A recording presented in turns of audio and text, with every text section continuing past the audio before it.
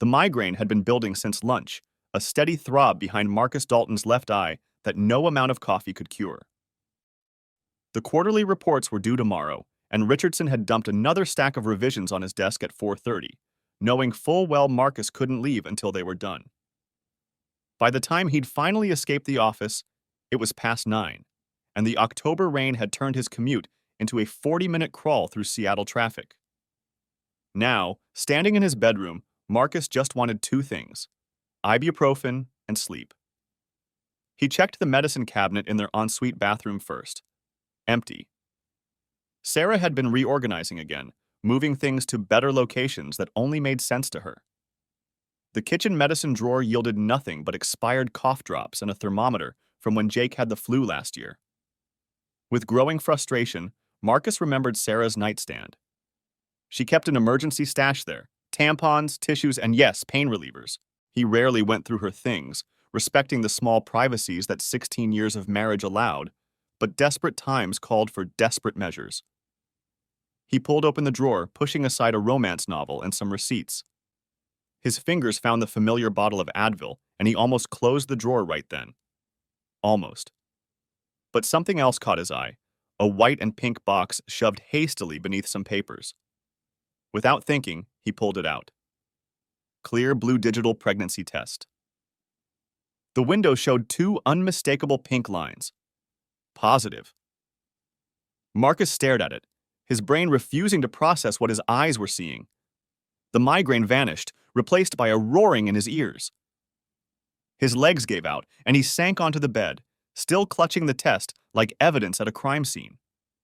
Which, he realized with growing horror, it was. 3 years. It had been 3 years since his vasectomy. After Jake's complicated birth and Sarah's postpartum struggles, they'd made the decision together. 2 kids were enough. The procedure had been simple, the recovery easy. He'd gone back twice for follow-up appointments, both confirming what the doctor assured him: 0 sperm count. He was, in medical terms, shooting blanks. His last checkup had been just 6 months ago, part of his annual physical. Dr. Morrison had run the test again at Marcus's request, just to be sure.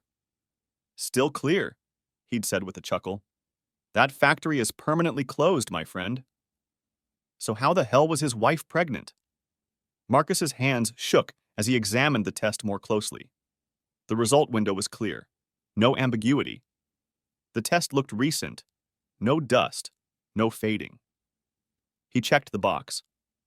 The expiration date was 2 years away, meaning it had been purchased recently. Very recently.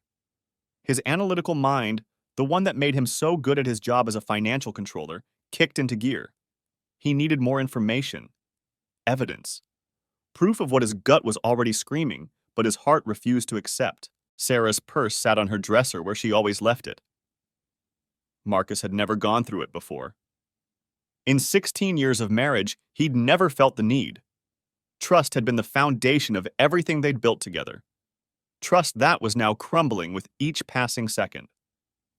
Inside, he found the receipt from CVS, dated 2 weeks ago. October 15th, 3:47 p.m. A Tuesday. She'd paid cash, unusual for Sarah, who put everything on their rewards credit card. The pregnancy test was listed there, along with prenatal vitamins and ginger candy, the kind she'd eaten during her pregnancies with Lily and Jake to combat morning sickness. His laptop was downstairs in his office, but Sarah's iPad lay charging on her nightstand. They knew each other's passcodes, another small intimacy of a long marriage. His fingers trembled as he typed in her birthday. Her browser history made his stomach turn. Early pregnancy symptoms before missed period. How accurate are home pregnancy tests? When to tell your husband you're pregnant. Pregnancy after vasectomy success stories. Can sperm regenerate after vasectomy? Vasectomy failure rate after 3 years. The last search made him see red. She knew. She knew what this meant, and she was looking for excuses, for ways to explain the impossible. But then came the searches that shattered his last hope. How to tell if husband suspects affair? Pregnancy from affair, what to do? Divorce laws, Washington state adultery. Marcus set the iPad down carefully, fighting the urge to hurl it against the wall. His whole body shook now, rage and grief warring for dominance. 16 years, 2 kids, a house in Bellevue with the good schools. The vacation to Hawaii they'd booked for Christmas. The life they'd built together, brick by careful brick. All of it built on sand. He forced himself to think clearly. He needed to be smart about this, strategic. The Marcus who handled million-dollar accounts and caught discrepancies others missed. That's who he needed to be now. Not the Marcus who wanted to punch walls and scream until his throat was raw. First, he photographed everything. The test from multiple angles, the receipt, every browser search, complete with timestamps. He emailed them all to himself, then to a separate Gmail account he created on the spot. Evidence backed up in triplicate. Then he sat back down on the bed and tried to think. When had it started? Who was it? How long had she been lying to his face? Sarah worked part-time as a graphic designer from home. Her schedule was flexible, her time largely her own once the kids were at school. She'd joined that new gym, EverFit, about 8 months ago. Said she wanted to get back in shape before she turned 40. Marcus had been supportive, even proud of her dedication. She went religiously, sometimes twice a day. I'm addicted to the endorphins. She'd laughed just last week, kissing him goodbye before her evening spin class. Was there ever a spin class? The personal trainer? David something. David Chen. Sarah had mentioned him countless times, how knowledgeable he was, how he was helping her perfect her form, how he had a degree in exercise science and really knew his stuff. You'd like him, she'd said once. He's married too, has 2 kids about our kids' ages. His wife's a pediatric nurse. Marcus pulled out his phone and found Sarah's Instagram. She didn't post much, mostly pictures of the kids and her design projects. But her likes told a different story. David Chen's fitness page featured prominently. Post after post of him demonstrating exercises, sharing motivational quotes, posting sweaty post-workout selfies. Sarah had liked them all. He clicked on David's profile. 34 years old, certified personal trainer and nutrition coach, father of 2, husband to Jennifer. His bio included a Bible verse about strength through faith. Marcus almost laughed at the irony. He scrolled through David's recent posts. There, 3 weeks ago, a video of him training a client, shot from behind. The client's face wasn't visible, but Marcus recognized the purple Nike leggings. He'd bought them for Sarah's birthday. She was doing squats while David stood close behind, hands hovering near her hips for support. The comments were mostly from female clients praising his technique. Sarah had commented with a fire emoji and "best trainer ever." David had replied, "Best student ever?" Marcus screenshotted that too. His phone buzzed. A text from Sarah. "Hey babe, working late again? I left dinner in the fridge. Kids are doing homework. Love you." The casual normalcy of it made him want to throw his phone through the window. How many texts like this had she sent while carrying another man's child? How many love yous had been lies? He forced his fingers to type. "Yeah, just got home. Long day. We need to talk when you get home. Something important came up." 3 dots appeared immediately. "Everything okay? You're scaring me." Good, Marcus thought. Let her sweat. "Just something we need to discuss in person." "What time will you be home?" A longer pause this time. "About an hour? Just finishing up with a client." Client. Is that what she called him? "Okay, see you then." He pocketed his phone and stood. An hour. He had an hour to decide how to handle this. Part of him wanted to pack her things, leave them on the lawn, change the locks. The primitive part that evolution hadn't quite civilized wanted to drive to that gym and beat David Chen into a pulp. But Marcus was smarter than that. Angrier than that. He wanted more than just revenge. He wanted justice. He wanted Sarah to lose everything, the way he was losing everything. He wanted her to understand the magnitude of what she'd destroyed. The house was quiet. Lily was in her room, probably FaceTiming friends while pretending to do homework.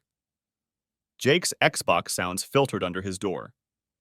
He'd finished his homework in study hall, he always did.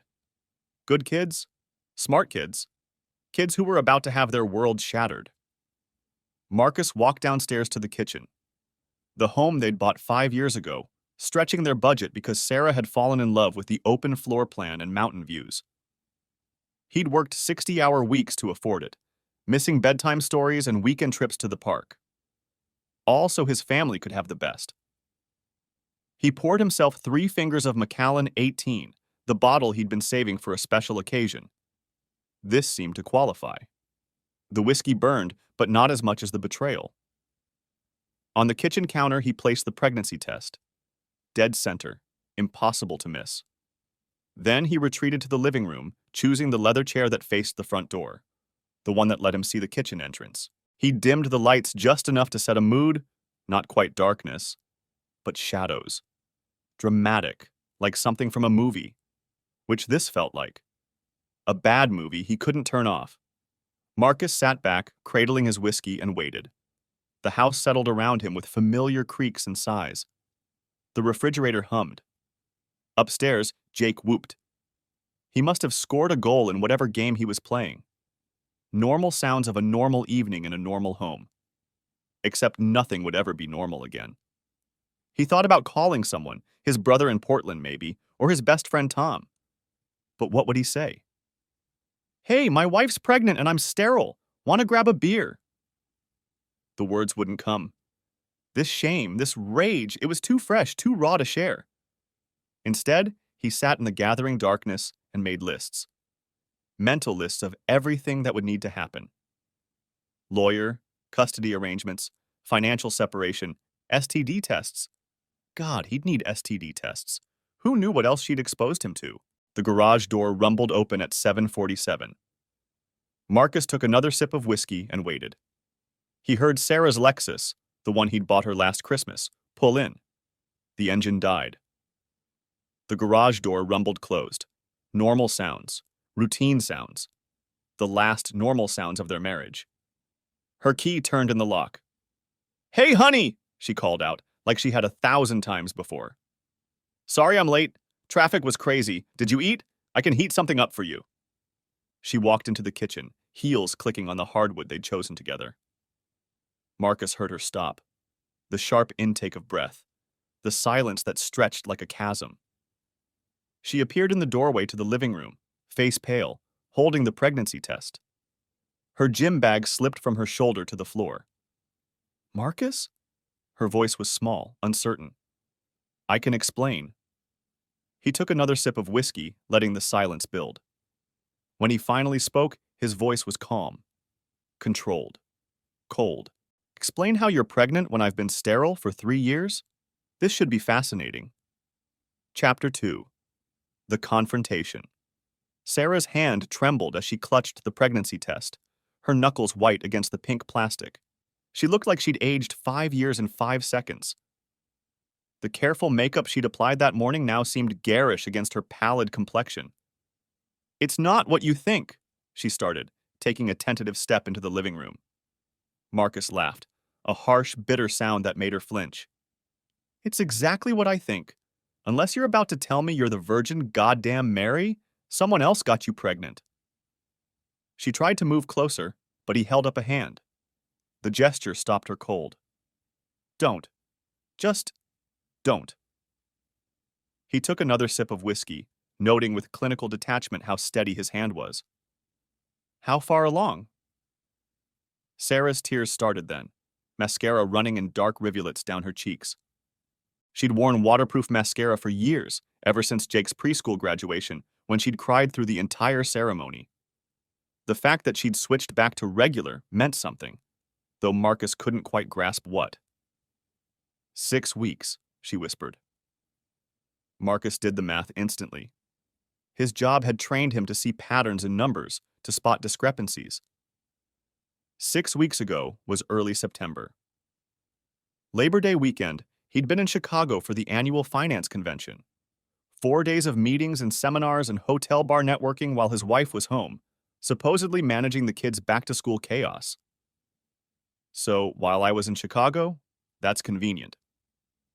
His voice remained eerily calm. Or wait, was it the weekend after, when you went to your sister's? Except Rebecca called here looking for you on Saturday night. I told her you were probably just out shopping. Sarah's legs seemed to give out. She collapsed into the chair across from him, the one where she usually sat during their rare TV nights together, her feet tucked under her, stealing sips of his wine. It was a mistake, she said, her voice barely audible. A mistake? Marcus set his glass down with deliberate precision. Did you slip and fall onto his dick? Did you accidentally forget you were married? Did you mistakenly take off your wedding ring? He glanced at her left hand. The ring was there, the 1-carat solitaire he'd saved for months to buy, upgraded 2 years ago with the diamond band for their anniversary.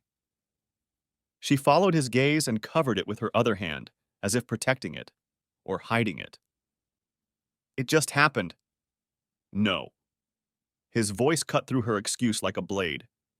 Nothing just happens. You made choices, multiple choices, to flirt, to meet, to go somewhere private, to take off your clothes, to let another man. He stopped, bile rising in his throat. Every step was a choice, Sarah. So let's skip the bullshit excuses and get to what matters. Who is he? It doesn't matter. The rage that Marcus had been holding back with superhuman effort finally cracked through. He slammed his palm on the side table, making Sarah jump. It matters! His voice echoed through the house. Upstairs, Jake's Xbox went quiet. You're carrying another man's child. My children are going to have a half-sibling that isn't mine. So I'll ask one more time, who is he? Sarah seemed to shrink into herself. Her tears had stopped, replaced by a hollow expression Marcus had never seen before. When she spoke, her voice was flat, defeated. David Chen, from my gym. There it was. Confirmation of what he'd suspected but hoped wasn't true. The friendly married trainer with the Bible verses and the family photos. The one she'd assured him was just helping with form. The one whose Instagram she hearted like a teenager with a crush. How long? The words tasted like ash. It doesn't... How long, Sarah? 4 months. 4 months. Spring into summer into fall. Their anniversary dinner at Canlis where she'd worn the red dress and they'd slow danced on the empty patio. The 4th of July party where she'd organized games for the kids and mixed her famous sangria. The weekend in Portland for her cousin's wedding where they'd made love in the hotel room while the kids stayed with her parents. All of it tainted. All of it a lie. 4 months, Marcus repeated, his voice hollow. 4 months of coming home to kiss me with that mouth. 4 months of telling me you love me. 4 months of... He stopped, remembering the kids upstairs. He pulled out his phone, opened their shared calendar. The evidence was all there, hidden in plain sight. Let's see. You joined Everfit in February, started staying for extra cardio in May. Weekend workshops began in June. He looked up at her. Is that when it started? June? Sarah nodded miserably. Was it worth it? Marcus asked. Was he worth throwing away 16 years? Was he worth destroying our children's lives? Was the sex that good? It wasn't about sex, Sarah burst out, then immediately looked stricken. Oh, this should be good. Marcus leaned back, affecting a casual pose that belied the volcano in his chest. Please, enlighten me. What was it about? You wouldn't understand. Try me. Sarah stood abruptly, pacing to the window. Outside, their neighbor's motion light clicked on, probably just a cat, but it illuminated her profile. She looked older, Marcus realized. When had those lines appeared around her eyes? When had her shoulders started to slump? You're never here, she said quietly. Even when you're home, you're not really here. You're checking emails or reviewing reports or planning the next day's meetings. When's the last time we had a real conversation? When's the last time you asked me about my day and actually listened to the answer? So you screwed your trainer? Stop reducing it to that. What else should I call it? Making love? Having an affair? Finding yourself? He paid attention to me. The words exploded out of her. He asked about my goals, my dreams. He remembered things I told him. He made me feel like I mattered, like I was more than just a mom and wife and taxi driver and homework checker and so you rewarded him by spreading your legs. The slap came without warning. Sarah's palm connected with Marcus's cheek with a crack that seemed to echo in the sudden silence. They stared at each other, both shocked. In 16 years, neither had ever raised a hand to the other. "Don't you dare!" Sarah hissed. "Don't you dare make it sound cheap and dirty!" "What would you call it?" Marcus touched his cheek, feeling the heat there. Romantic? Beautiful? Star-crossed lovers finding each other in a gym? I'd call it two lonely people making a connection. "He's married!" Marcus roared, not caring who heard him. "He has children!" "You sat across from me at dinner and talked about his wife, how cute she looked at the family day at the gym. Were you already messing around with him then?" Sarah's face crumpled. "No, it started after. After she mentioned they were having problems. After he told me they were basically separated, just staying together for the kids." Marcus laughed bitterly. "Oh my God. You fell for the oldest line in the book. Let me guess. She doesn't understand him? They're like roommates? They haven't had sex in months?" Sarah's silence was answer enough. "Jesus Christ, Sarah, you're supposed to be smart. You run your own business. You manage our finances. And you fell for my wife doesn't understand me?" "He's leaving her," Sarah said quietly. "After the holidays. He doesn't want to disrupt the kids' Christmas." "How noble of him. Waiting until after Christmas to destroy his family. I'm sure his kids will appreciate that timing." Marcus stood, needing to move, to do something with the energy coursing through him. "And you believed him? You thought what? You'd divorce me, he'd divorce her, and you'd ride off into the sunset with your personal trainer? Maybe open a his and hers gym? Live happily ever after doing couples burpees? Don't mock me." "Mock you? Mock you?" Marcus spun to face her. "You've destroyed everything we built and you're worried about me mocking you? I never meant for this to happen." "Bullshit. You went back. Again and again. For 4 months. That's not an accident. That's a relationship." He pulled out his phone again. "Want to know what I found in your browser history? Besides the pregnancy searches?" Sarah went very still. Divorce laws, Washington state adultery. How to tell if husband suspects affair. You knew exactly what you were doing. You were just hoping to get away with it. I was scared. Of what? Of me? Have I ever given you reason to be scared of me? Of losing everything. She was crying again, ugly sobs that shook her whole body. I love you, Marcus. I love our life. I got lost. I got lonely and lost, and David was there and... Stop. Marcus held up a hand. Just stop. You don't get to say you love me. Not anymore. Not with another man's baby in your belly. The words hung between them like a physical presence. Sarah instinctively placed a hand over her stomach, still flat, but not for long. Get out, Marcus said quietly. What? Get out. Pack a bag and get out. You can't just kick me out! This is my home too! Marcus pulled out his phone, showed her the recording app that had been running since she walked in. You just admitted to adultery and pregnancy by another man. Get out. What about Lily and Jake? The kids. Christ, the kids. Marcus felt his resolve waver for just a moment before hardening again. They're at study group and hockey practice. Mom's picking them up and taking them to dinner. You have until 9:30 to pack and leave. You can't keep me from my children. Watch me. His voice was ice. You're carrying proof of your adultery. You think any judge will side with you? Marcus, please. I said get out. Go to David's. Go to your sister's. Go to a hotel. I don't care. But you're not spending another night under this roof. Sarah stood there for a long moment, seeming to shrink before his eyes. Then, without another word, she walked upstairs. Marcus heard drawers opening, closets being ransacked. He poured another whiskey and called his mother.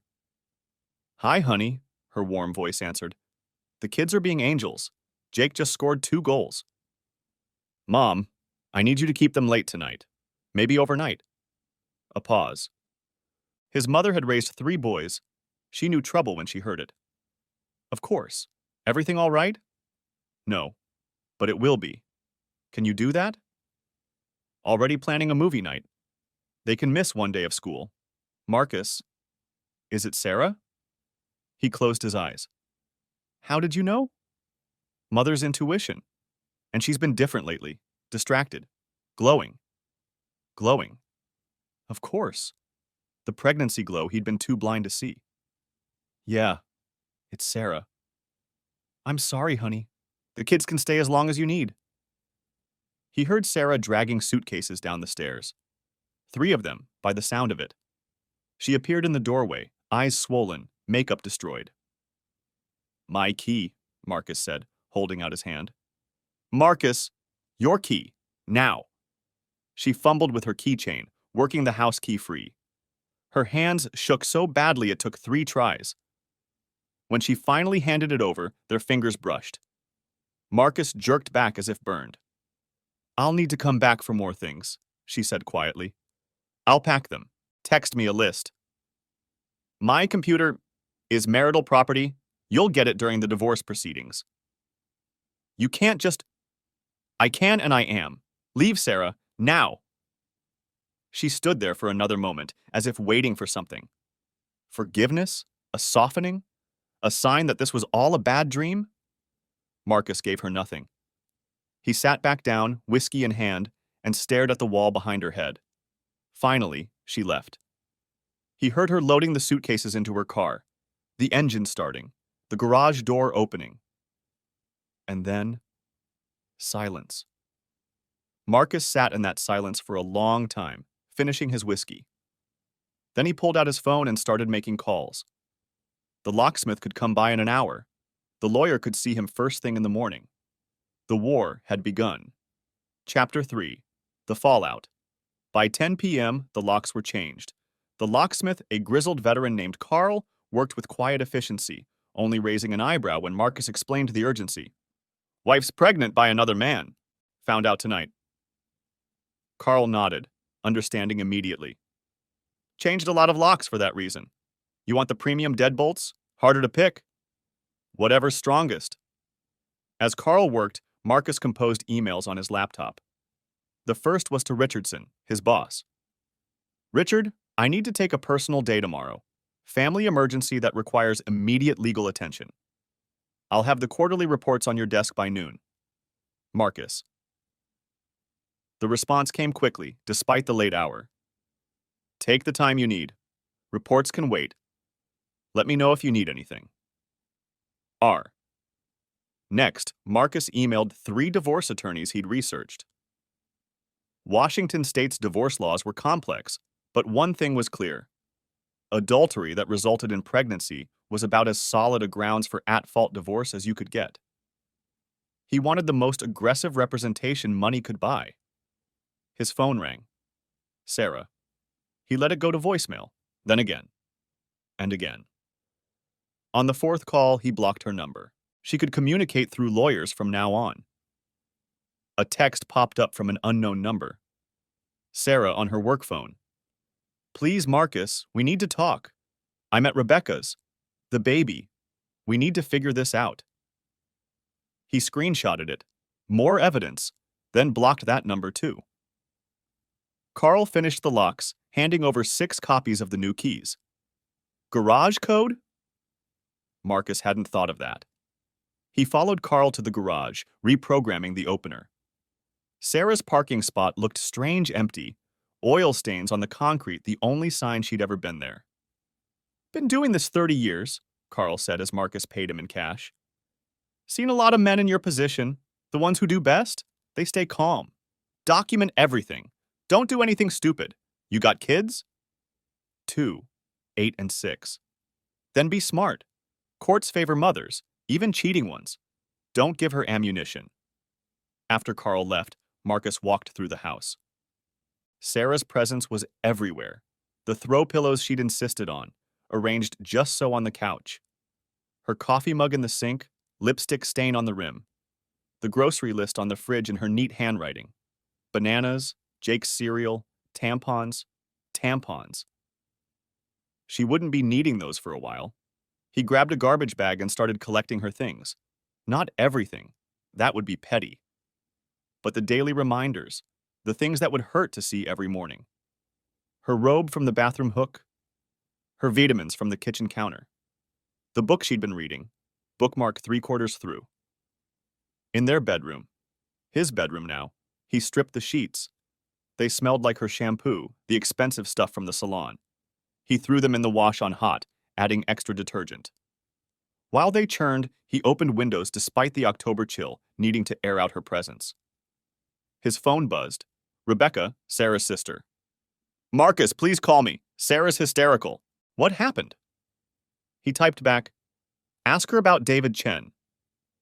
The 3 dots appeared and disappeared several times. Then, oh my God, I'm so sorry. So Rebecca hadn't known. Or had she? Sarah told her sister everything. Had she been covering for her? Providing alibis? Marcus's next call was to David Chen. The number rang 4 times before a wary voice answered. Hello? David, this is Marcus Dalton, Sarah's husband. Silence. Then, I don't know what you're... She already told me everything. Your name. How long it's been going on. The baby. Listen, man, I don't know what she told you, but she's 6 weeks pregnant, David. I had a vasectomy 3 years ago. So congratulations. You're going to be a father. Again. That's not. She said she was on the pill. Marcus laughed, harsh and bitter. And you believed her? Just like she believed you were leaving your wife? I am leaving Jennifer. After Christmas. Sarah and you nothing. She's your problem now. Hope your wife takes it better than I am. You can't tell Jennifer, please, my kids. Your children? You should have thought about them before entertaining a client in some storage room or in the back seat where the 2 of you were doing it. It wasn't like that. We love each other. Love? You've known her 8 months. I've been with her 16 years. Had 2 kids with her. Built a life with her.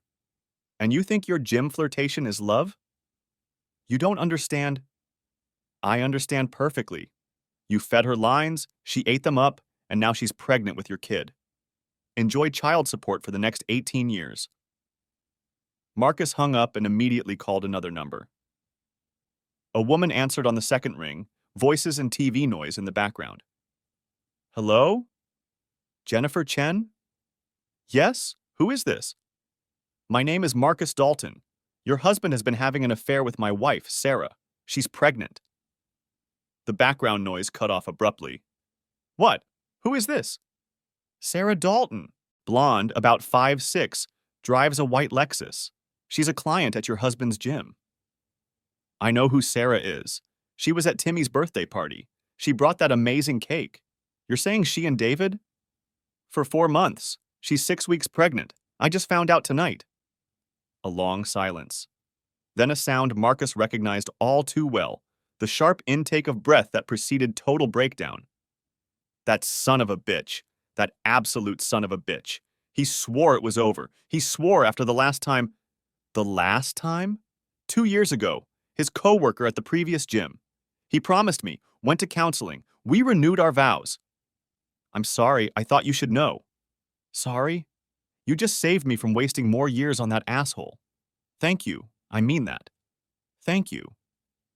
She hung up. Marcus wondered if David's phone was ringing yet, or if Jennifer was taking the Carl the locksmith approach, calm, methodical, strategic. His own phone rang. His mother. The kids are asleep, she said without preamble. Jake conked out during the movie. Lily asked a lot of questions about why they were staying over on a school night. What did you tell her? That sometimes grown-ups need space to figure things out. She's too smart, Marcus. She knows something's wrong. I know. I'll talk to them tomorrow. Do you want me to bring them to school? Please. I'll pick them up after. Marcus, what happened? He told her. The words came easier now, like he was reporting someone else's tragedy. His mother listened without interrupting, only making small noises of dismay. That little... She caught herself. I never liked her, you know. Mom, you loved Sarah. I loved who I thought she was. The woman who made my son happy, who gave me grandchildren. But there was always something held back about her, like she was playing a part. Had there been signs? Red flags he'd missed? Marcus tried to think back, but the past looked different now, tainted by present knowledge. Every late night became suspicious. Every new dress raised questions. Every laugh at another man's joke seemed flirtatious. Don't do that, his mother said, reading his mind. Don't rewrite history. This is on her, not you. After hanging up, Marcus made one more call. Tom Wheeler, his best friend since college, answered with music blaring in the background. Marcus! Hold on, let me step outside. The music faded. What's up, man? It's late for you. Sarah's pregnant. Holy shit! Congratulations! I thought you guys were done after Jake? I had a vasectomy 3 years ago, Tom. The silence stretched so long, Marcus wondered if the call had dropped. Damn it, Tom finally said. Are you sure? Positive test in her drawer. She confessed. 4 months with her personal trainer. Jesus, where are you? I'm coming over. No, I'm okay. Kids are at mom's. I just needed to tell someone. Bullshit, you're okay. I'm in the car. Be there in 20. Marcus didn't argue. The house felt too empty, too quiet. He'd wanted solitude to process everything, but now the silence pressed against his eardrums like a physical thing. While waiting for Tom, he opened his laptop again. The divorce lawyers had all responded, eager for his business. The most aggressive Diane Hartwell could see him at 8 a.m. Her email was brief and professional. Mr. Dalton, I'm sorry to hear about your situation. Adultery resulting in pregnancy provides strong grounds for at-fault divorce in Washington state. This can significantly impact property division and custody arrangements in your favor. I have an opening at 8 a.m. Bring all documentation you've collected. Best regards, Diane Hartwell, ESQ. Documentation. Marcus created a new folder on his desktop. Divorce evidence. He uploaded the photos, the screenshots, the browser history. The recorded conversation would need to be transferred from his phone. Washington was a two-party consent state for recordings, but Sarah hadn't known she was being recorded. He'd ask the lawyer about admissibility. Tom arrived with a 6-pack of beer and a pizza. Figured you hadn't eaten. He was right. Marcus hadn't even thought about food, but the smell of pepperoni made his stomach growl. They sat at the kitchen table, the same table where his family had eaten thousands of meals together. Tell me everything, Tom said. So Marcus did. Every detail from finding the test to changing the locks. Tom listened, occasionally shaking his head or muttering curses. She threw away 16 years for a gym rat? Personal trainer, with a Bible verse in his Instagram bio. Even better. Nothing speaks to moral principles like entertaining your married clients.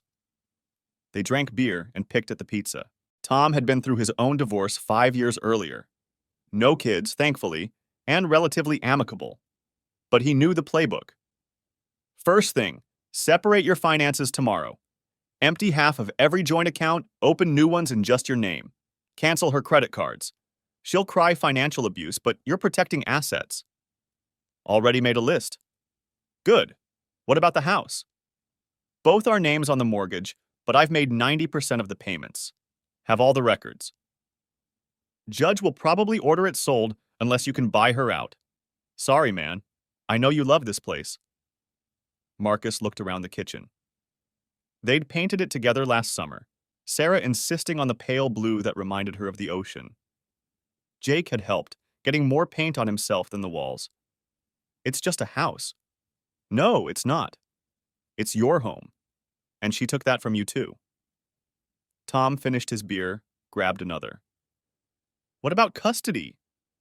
I want full. She's carrying another man's baby. She can't provide stability. The courts don't see it that way. The best you can hope for is primary custody with visitation rights. That's if she doesn't screw up even more. How could she screw up worse? You'd be surprised. My ex started dating a dealer, lost custody real quick after that. They talked until nearly 2 a.m., planning strategies, sharing war stories. When Tom finally left, Marcus felt marginally human again. Not better. He doubted he'd feel better for a long time, but functional. He climbed the stairs to his empty bedroom. The fresh sheets smelled like nothing, which was perfect. The indent on Sarah's side of the mattress was still there, a ghost of 8 years of shared sleep. Marcus moved to the center of the bed, spreading out like a starfish. The symbolism wasn't lost on him. This was his space now. His bed, his house, his life. His phone, charging on the nightstand, lit up with another unknown number. He didn't answer. Sarah could try every phone in Seattle. He was done listening. But sleep wouldn't come. Every time he closed his eyes, he saw her face when she'd walked in. The shock, the fear, the guilt. Had she thought about this moment? Had she prepared speeches, excuses, lies? Or had she convinced herself it would never come to this? 4 months. Summer barbecues where she'd laughed at neighbors' jokes while carrying her secret. Parent-teacher conferences where they'd sat side by side, planning their children's futures. Sunday dinners at his mother's, where she'd helped with dishes and talked about vacation plans. All of it a performance. All of it a lie. At 3 a.m., he gave up on sleep. Downstairs, he made coffee and opened his laptop. The divorce folder needed organizing. Evidence needed cataloging. Battle plans needed refining. Because that's what this was now. A war. One he intended to win. The coffee was bitter, but Marcus drank it anyway. Outside, Seattle was sleeping. Somewhere in the city, Sarah was probably crying on her sister's couch. David was either facing his own reckoning or sleeping peacefully, unaware of the storm about to hit. And somewhere else, 2 children slept at their grandmother's house, their last night of innocence before their world shattered. Marcus added another item to his list: child therapist. Then he got to work. Dawn was still hours away, but he had preparations to make. Sarah had fired the first shot by spreading her legs for another man. Now it was his turn. Chapter 4. Legal Maneuvers. Diane Hartwell's office occupied the corner of the 47th floor of the Columbia Center, with views that stretched from Elliott Bay to Mount Rainier. The decor screamed expensive aggression, black leather, chrome fixtures, and walls covered with newspaper clippings of high-profile victories. This wasn't a lawyer who mediated. This was a lawyer who destroyed. Coffee? She offered, gesturing to a Nespresso machine that probably cost more than most people's rent. Please, black. Marcus had managed 3 hours of sleep, showered, put on his best suit. If he was going to war, he'd dress the part. Diane was everything her reputation promised. Mid-50s, silver hair and a power bob, designer suit that fit like armor. Her handshake could crack walnuts. I reviewed your email. Adultery with pregnancy is the golden ticket of at-fault divorce. Tell me everything. For the next hour, Marcus laid out the facts. The vasectomy records, the pregnancy test, the confession, the evidence. Diane took notes on a legal pad, occasionally making approving noises. The recording is problematic, she said. Washington's 2-party consent law means it can't be used in court. But it doesn't matter, you have enough. She pulled up screens on her computer, fingers flying over the keyboard. First moves, we file today. Emergency motion for exclusive use of the marital home. Temporary custody orders. Financial restraining orders preventing her from draining accounts or selling assets. How long does this take? Depends on how hard she fights. If she's smart, she'll take a settlement. Alimony is off the table with adultery. Property division will favor you. Custody. She paused. That's trickier. Courts prefer joint custody unless there's danger to the children. She's pregnant with another man's child. That has to count against her. It does. Shows poor judgment, instability, but she's still their mother. Best case scenario, you get primary custody, she gets alternating weekends and some holidays. And child support? You'll likely pay some, but less than standard calculations given the circumstances. Now let's talk strategy. Diane outlined a shock and awe approach. File everything simultaneously. Freeze assets. Demand paternity tests for both existing children. Just to twist the knife, she explained with a shark smile. Subpoena gym records, phone records, credit card statements. We bury her in paper. Make fighting back so expensive and exhausting she'll fold. Meanwhile, you're the model father. Stable, employed, keeping the children's routine intact. What about her boyfriend? Irrelevant unless he poses a danger to your children. Focus on Sarah. He's just the weapon she used to destroy your marriage. They discussed finances. The house had $200,000 in equity. Retirement accounts totaled $300,000. Savings and investments another $150,000. 2 cars, both paid off. Sarah's design business, an LLC that generated maybe $40,000 annually. She'll want half of everything, Diane said. We'll offer 30%. She'll counter at 40. We'll settle at 35 if she doesn't fight custody. That seems like a lot for someone who cheated? Yes, but Washington is a community property state. The adultery helps, but it doesn't eliminate her claims. Pick your battles. Marcus signed retainers, authorizations, affidavits. His hand cramped from writing, but each signature felt like a small victory. Sarah had broken their vows. Now he was breaking their legal bonds. One more thing, Diane said as he prepared to leave. You'll want to get tested. Tested. STDs. If she's been with him for 4 months, and he's the type to sleep with clients, who knows what you've been exposed to? Plus, it's another piece of evidence. Shows the health risks she subjected you to. The thought hadn't occurred to him. How many times had they been intimate since June? Not many. Sarah had claimed exhaustion from her workouts, headaches, early meetings. Now he knew why. But still enough times to be worried. From Diane's office, Marcus drove to his bank. The manager, who'd helped them secure their mortgage, looked uncomfortable as Marcus explained the situation. I need to separate our finances. Today. I understand, Mr. Dalton, but Mrs. Dalton would need to. I have my lawyer on speed dial. This is happening with or without your cooperation. So we can do this the easy way or the hard way. The easy way prevailed.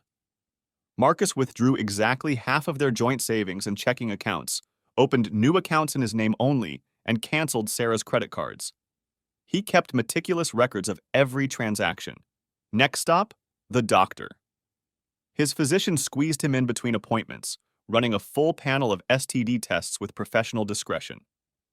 Results in 5 days. Try not to worry. Most likely everything's fine. Most likely. Marcus wondered if anything would feel certain again. By noon, he was back at the office. Richardson took one look at him and closed the door. Jesus, Marcus. You look like hell. Been a rough 24 hours? Take the week. Take 2 weeks. Whatever you need. I need to work. Need the distraction. Richardson nodded. I get it. When Sheila left, I lived at the office for 3 months. But if you need to talk. Thanks. I might take you up on that. The quarterly reports that had seemed so important yesterday now felt trivial. Numbers on spreadsheets, projections and analyses. None of it mattered compared to the numbers that really counted. 16 years, 2 kids, 6 weeks pregnant. His desk phone rang. Reception. Mr. Dalton. There's a woman here to see you. Says it's urgent. Sarah Dalton? Tell her I'm not available. She's quite insistent. Call security if necessary. She's not welcome here. He heard muffled conversation, then Sarah's voice rising in the background. I'm his wife. I have a right to. The line went dead. Minutes later, his cell buzzed with a text from reception. Security escorted her out. Sorry for the disturbance. So she was escalating. Diane had predicted this. The panic phase, where the cheater realizes the consequences and tries desperately to regain control. Marcus blocked the office number from his phone. She couldn't reach him at home, couldn't reach his cell, and now couldn't reach him at work. Let her stew in the silence she'd created. Lunch was a protein bar eaten mechanically at his desk. The afternoon blurred together, spreadsheets and emails and conference calls where he participated on autopilot. His colleagues either didn't notice or were too polite to comment on his distraction. At 3:30, his mother called. "I'm at the school. Do you want me to take them home or bring them to you?" Home. Where Sarah's clothes still hung in the closet, where her coffee mug still sat in the dishwasher, where they'd need explanations he wasn't ready to give. "Bring them here. I'll leave early. Take them to dinner. Somewhere fun." "Marcus, they need to know." "I know, Mom. Tonight. I'll tell them tonight." An hour later, Lily and Jake burst into his office, full of stories about their impromptu sleepover and Grandma's chocolate chip pancakes for breakfast. They looked so normal, so happy. Marcus felt his heart crack a little more. "Dad, why didn't Mom pick us up?" Lily asked, ever observant. "Mom had to go help Aunt Rebecca with something. It's just us tonight." "Where should we eat?" "Red Robin," Jake shouted. "Somewhere nicer," Lily countered, already developing her mother's tastes. Her mother. How long before that phrase felt different? They compromised on a local Italian place, the kids chattering about school and friends over breadsticks. Marcus watched them, memorizing their innocence. After tonight, they'd be different. Children of divorce, products of a broken home, statistics. "Dad, you're being weird," Lily announced. "Sorry, Princess, just thinking about work." "Mom says you think about work too much." The knife twisted a little deeper. Mom's probably right. After dinner, he drove them home. The new locks turned smoothly. Inside, nothing had changed except everything had changed. Jake ran upstairs to his Xbox. Lily headed for her room and homework. "Wait," Marcus called. "Family meeting in the living room." "Family meetings are for Sundays," Jake protested. "This is a special one." They gathered on the couch, Lily already suspicious, Jake just annoyed at the delay to his gaming. Marcus sat across from them, the same chair he'd occupied last night. Was it only last night? "Guys, I need to tell you something important. Mom and we're having some grown-up problems." "Are you getting divorced?" Lily asked immediately. Direct hit. Marcus had prepared speeches about time apart and figuring things out, but his daughter's bluntness destroyed his script. "We might be, yes." Jake's face crumpled. "Why? What did we do?" "Nothing." Marcus moved to the couch, pulling both kids close. "This has nothing to do with you. You're perfect. Both of you. This is about Mom and Dad and adult stuff." "Is it because of the baby?" Lily asked quietly. Marcus froze. "What baby?" "I heard Mom on the phone last week. She was crying and talking about a baby. She said she didn't know how to tell you." Christ. Even the kids knew before he did. "It's complicated, sweetheart, but yes, partly because of that." "I don't want a baby," Jake announced. "Babies are loud and smelly." "Is Mom having a baby?" Lily pressed. Marcus chose his words carefully. "Mom is pregnant, yes, but it's complicated, and that's why she's staying with Aunt Rebecca for a while." "For how long?" "I don't know." "Will we still see her?" "Of course. You'll see her lots. Just differently." "Are you mad at her?" This from Jake, who despite his young age had picked up on the undercurrents. "I'm hurt," Marcus admitted. "Sometimes adults hurt each other, even when they don't mean to." "Did Mom mean to?" Another direct hit from Lily. Marcus hugged them tighter. "I don't know, Princess. I really don't know." They talked for another hour. Tears were shed, mostly Jake's, though Lily's eyes were suspiciously bright. Marcus made promises he hoped he could keep. They'd stay in their house, keep their school, maintain their routines. Mom and Dad both loved them. This wasn't their fault. Finally, emotionally drained, both kids went to bed. Marcus tucked them in, lingering in each room. Jake fell asleep quickly, exhausted from crying. Lily stayed awake, staring at the ceiling. Dad? Was it because Mom kissed someone else? What makes you ask that? In movies, that's why people get divorced. Someone kisses someone they're not supposed to. Sometimes that happens, yes. Did Mom kiss someone else? Marcus stroked her hair. Yeah, baby. She did. That's mean? Yeah, it is. I still love her, though. Is that okay? Of course it's okay. She's your mom. That never changes. Do you still love her? The question he'd been avoiding all day. Did he? Under the rage and betrayal and hurt, was there still love? I don't know, he admitted. Feelings are complicated. Adults make everything complicated, Lily observed. Yeah, we really do. He stayed until she fell asleep, then retreated to his office. Emails from Diane. The paperwork had been filed. Sarah would be served tomorrow. Temporary orders were in place. The war machine was rolling. His personal email had 17 messages from Sarah, all sent from different accounts as he blocked each one. The subject lines grew increasingly desperate. Please talk to me. I'm sorry. Think of the children. This isn't you. I love you. Please. He deleted them, all unread. A text from Tom. How did it go? Kids know. They're devastated. I want to burn everything down. But you won't, because you're a good dad. And that's how you win. Marcus poured himself a scotch. When had that become his routine? And sat in the darkness. Somewhere across town, Sarah was probably doing the same. Or maybe she was with David, seeking comfort in the arms that had destroyed everything. No. According to Jennifer Chen's very public Facebook posts, David was busy with his own war. The Wronged Wives Club had gained a new member, and she was scorching earth with the best of them. Good. Let him burn too. Marcus raised his glass to the empty room. Today one, he said aloud. Only forever to go. The scotch burned, but not as much as the truth. Tomorrow Sarah would be served. Tomorrow the legal war would officially begin. Tomorrow their children would wake up in a broken home.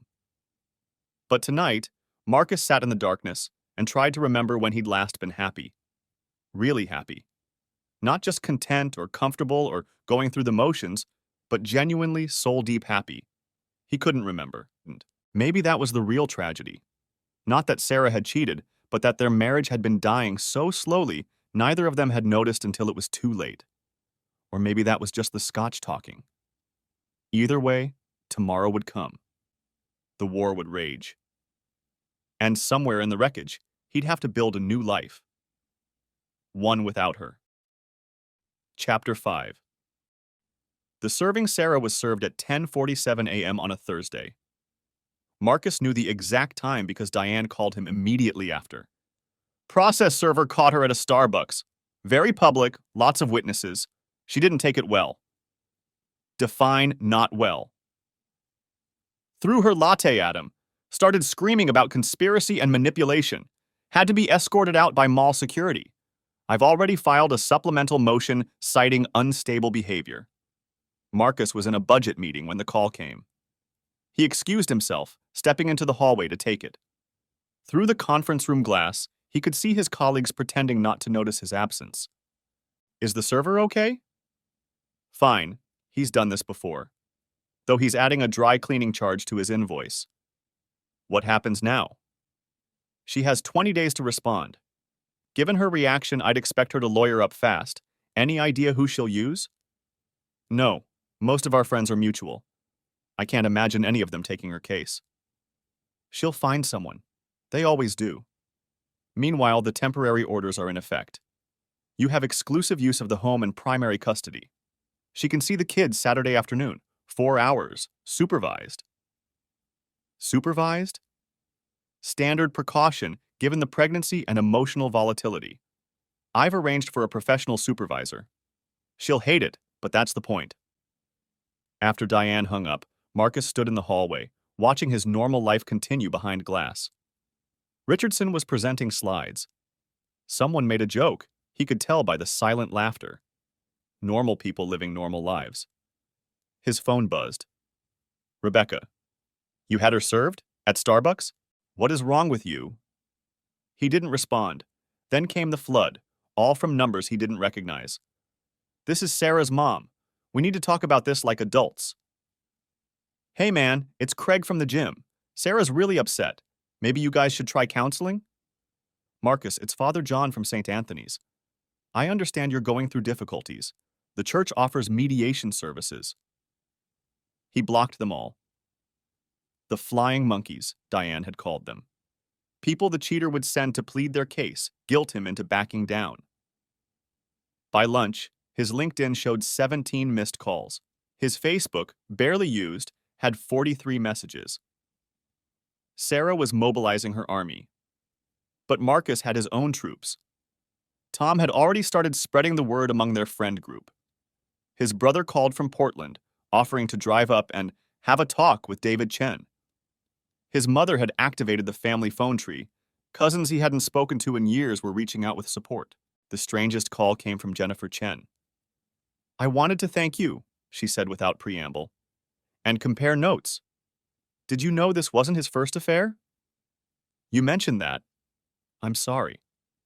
Don't be sorry. Be smart. I've been where you are. Made mistakes. Let me help you avoid them. They talked for 30 minutes. Jennifer was a font of practical advice. Get the kids into therapy immediately. Courts looked favorably on proactive parenting. Document everything, every text, every email, every interaction. Don't badmouth Sarah to the kids, no matter how tempting. And here's the big one, she said. They're going to try to reconcile with us, both of them. David's already started flowers, letters, showing up at my work. It's not about love, it's about money and stability. They're realizing what they've lost. Sarah would never say never. I've got David's texts from yesterday. Want to hear them? Jennifer, I made a terrible mistake. Sarah means nothing to me. It was just physical.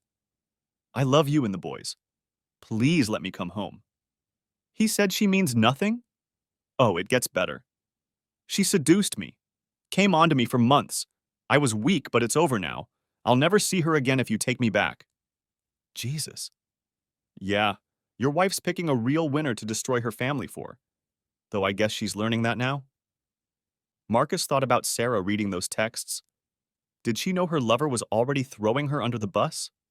Did she realize she'd torched her life for a man who'd abandon her the second things got difficult? I need to go, Jennifer said. Lawyer appointment. But Marcus? Make her pay. For all of us betrayed spouses. Make her pay. The afternoon crawled by. Marcus forced himself to focus on work, to care about budgets and projections.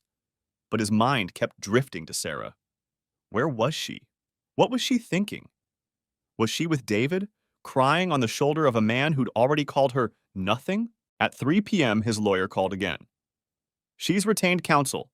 Bradley Winters from Winters and Associates. Marcus Googled the name. Bradley Winters specialized in father's rights cases, which seemed ironic given the circumstances. His website promised aggressive representation for the modern family. Is he good? He's creative. Likes to play dirty. Perfect match for our approach, honestly. This should be fun. Diane's definition of fun differed significantly from Marcus's. He left work early to get the kids. They'd been staying with him, going to school as normal, maintaining routines. But he could see the strain. Jake had wet the bed twice. Lily had stopped eating breakfast, claiming she wasn't hungry. Can we see Mom today? Jake asked as they drove home. Saturday. Mom can see you Saturday. Why not today? Because the judge said Saturday. Judges decide when we see Mom. Lily's voice was small. For now, yes. That's stupid. Yeah. It is. At home, Marcus started dinner while the kids did homework. The domestic routine felt both normal and surreal. He was chopping vegetables for stir-fry, Sarah's recipe, ironically, when the doorbell rang. Through the peephole, he saw a man in a cheap suit holding papers. Can I help you? Marcus Dalton? I have a delivery that requires signature. Marcus knew what it was before he opened it. Counter petition for divorce. Emergency motion for exclusive use of marital home. Demand for immediate custody restoration. Request for spousal support. The irony was almost funny. Alimony. For the woman who had destroyed their marriage. He was reading the demands. $3,000 a month in alimony, half of all property, primary custody of the children, when the phone rang. The number was unknown, but he recognized Bradley Winters' voice from the video on his website. Mr. Dalton, this is Brad Winters. I represent Sarah in your divorce proceedings. All communication will go through my lawyer. Let's not rush into anything. We're both reasonable people. I'm sure we can discuss this like civilized. Marcus hung up. Immediately, a message appeared. That was rude. Your wife is pregnant and scared. Show some compassion. He took a screenshot. Diane would love this. The other side had already broken the communication protocol. The children were silent at dinner. Too quiet. Finally, Lily spoke up. Emma's parents are divorced. She says she has 2 Christmases now. Will we have 2 Christmases too? Maybe. We'll see. I don't want 2 Christmases. I want 1 Christmas when everyone is together. I know, sweetheart. I want that too. Then why can't we? How do you explain betrayal by adults to an 8-year-old child? Sometimes what we want and what we can get are 2 different things. Jake stirred the food on his plate. Will Mom's new baby be our brother? Your stepbrother. And we don't know yet if it's a boy or a girl. I don't want a stepbrother. I want a real brother. You have me, Lily said, reaching out and squeezing Jake's hand. The gesture was so mature and sad that Marcus looked away. After dinner, baths, bedtime stories, and putting the children to bed, Marcus sat down in his study and reread the counterclaim. Bradley Winters had indeed approached the matter creatively. The document portrayed Sarah as a devoted mother, forced to seek solace elsewhere due to Marcus's emotional aloofness and workaholism. The statement claimed that the pregnancy was the result of a brief affair that ended immediately. Marcus was to undergo treatment for aggression. The lie was striking. A brief affair? 4 months is not brief. Ended immediately? According to Jennifer, she had written to David just yesterday. Anger management? For what? For not forgiving her for cheating on him? The phone rang. Diana. I see you got Winter's novel. Impressive creativity. Don't worry. The judges will sort out this nonsense. She wants alimony. Can you believe it? I can believe anything. I once had a client whose husband embezzled $500,000 from her business and then demanded alimony because he was used to a certain lifestyle. Some people just have no shame. What should we do? We'll respond with facts. Medical records confirming your vasectomy. Credit card statements confirming her gym visits. Phone records as soon as we get them subpoenaed. The truth is on our side. What about the children? This document makes it sound like I'm not letting her see them. You are following the court's decision. She can see them on Saturdays under supervision. If she wants more, she shouldn't have slept with her trainer. Diane's directness was refreshing. No euphemisms, no beating around the bush. Sarah didn't make a mistake or cheat. She slept with another man. Repeatedly. Without protection. While married. By the way, Diane continued, I did a little digging into David Chen's background. Interesting guy. Did you know he was sued twice by former clients? For what? Sexual harassment. Both cases were settled out of court. It seems your wife wasn't his first married victim. Jennifer mentioned other affairs. Oh, I see a pattern here. I counted at least 4 in the last 5 years. Always married women. always clients, always ends with the husband finding out. Your wife has fallen in love with a serial abuser. Should we use that? Absolutely. It shows Sarah's poor judgment. What kind of mother exposes her children to someone with that kind of past? They discussed strategy for another hour. Tomorrow, subpoenas would be issued for phone records, gym records, credit cards.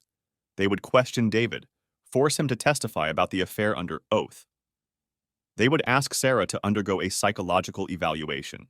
We'll make this so painful, so expensive, so humiliating that she'll beg us for a settlement, Diane promised. Trust the process. Hanging up, Marcus poured himself an evening scotch and wondered when he had become this kind of person. 6 months ago, he would have been appalled by the tactics they were using. But 6 months ago, he trusted his wife. The phone rang. It was Sarah again, from a different number. I know you hate me right now, but please think about what you're doing to our children.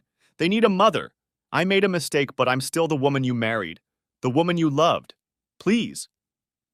He almost responded, almost typed out the rage and hurt and confusion, but Diane's voice echoed. Don't engage. Let her spiral. Instead, he pulled up photos on his phone. Their wedding, Lily's birth, Jake's first steps, family vacations, 16 years of memories, all tainted now. In every photo, he searched Sarah's face for signs. Was she already unhappy? Already looking elsewhere? Or had something changed this year? Something he'd missed while buried in spreadsheets and meetings? It didn't matter. Whether the marriage had died slowly or suddenly, it was still dead. And she'd been the one to pull the trigger.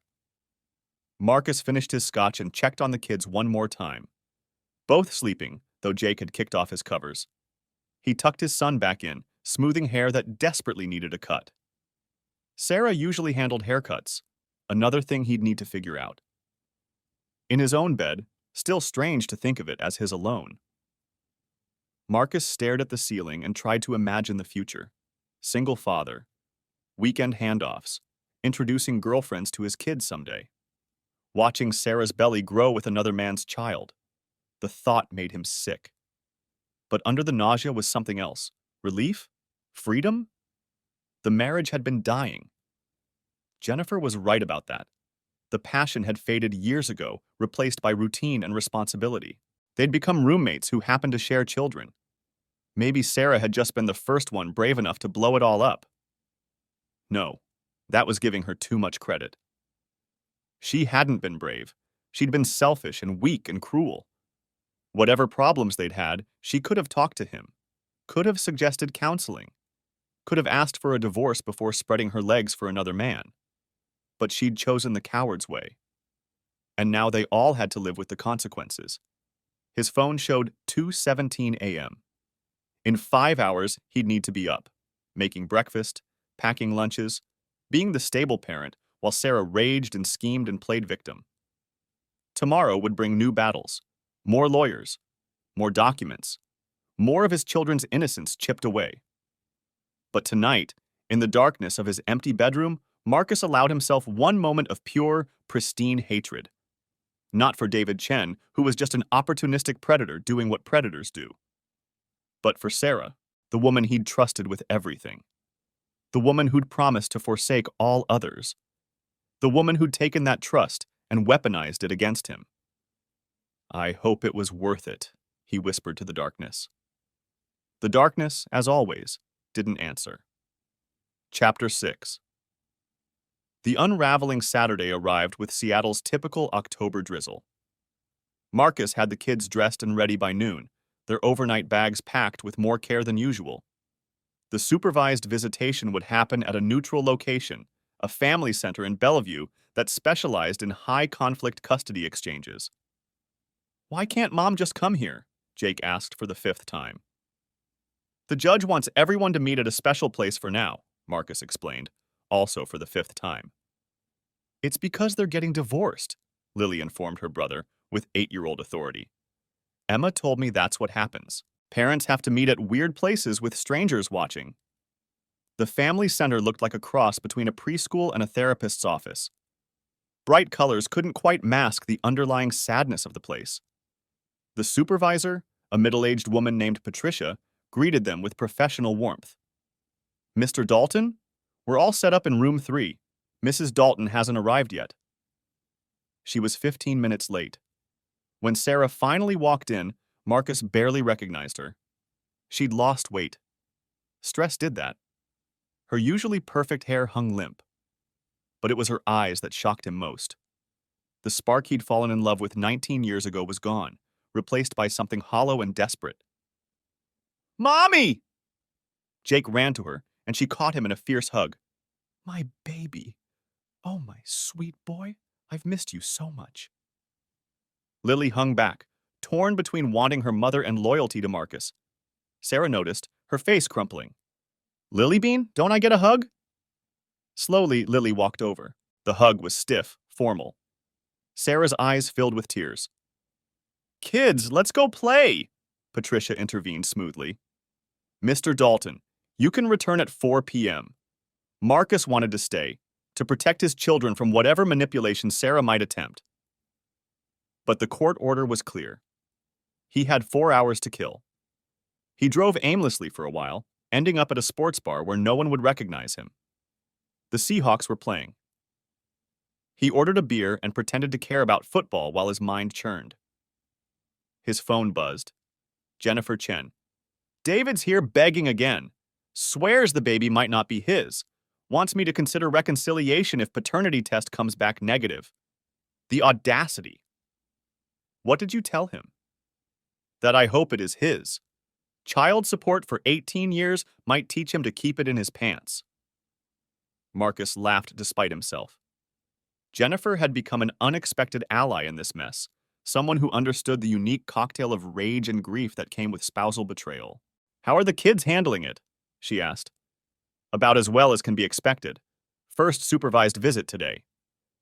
"Those suck. My boys hated them, but necessary.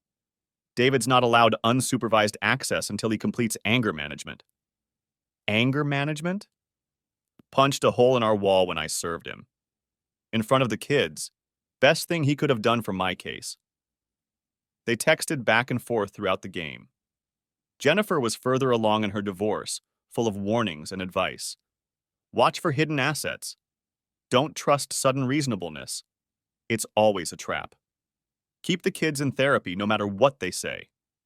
At 3:45, Marcus headed back to the center.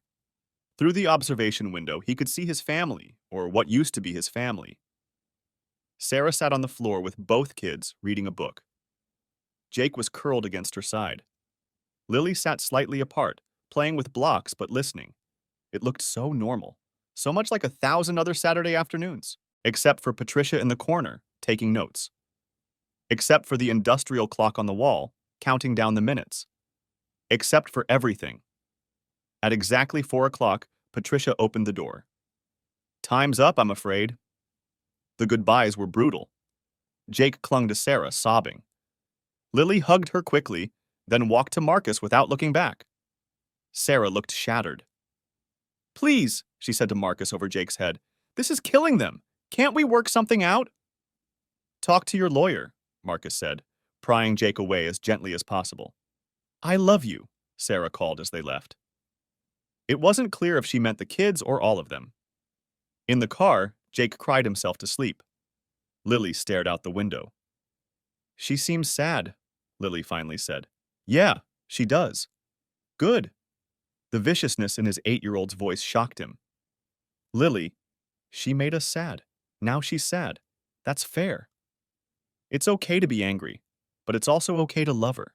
She's still your mom." "I know." Lily's voice was small again. "That's what makes it worse." At home, Marcus made their favorite dinner homemade mac and cheese with hot dogs cut up in it. Comfort food for a comfortless situation. Jake pushed his food around, still puffy-eyed from crying. "Mom asked if we could come to her new place next time," he said. "What new place?"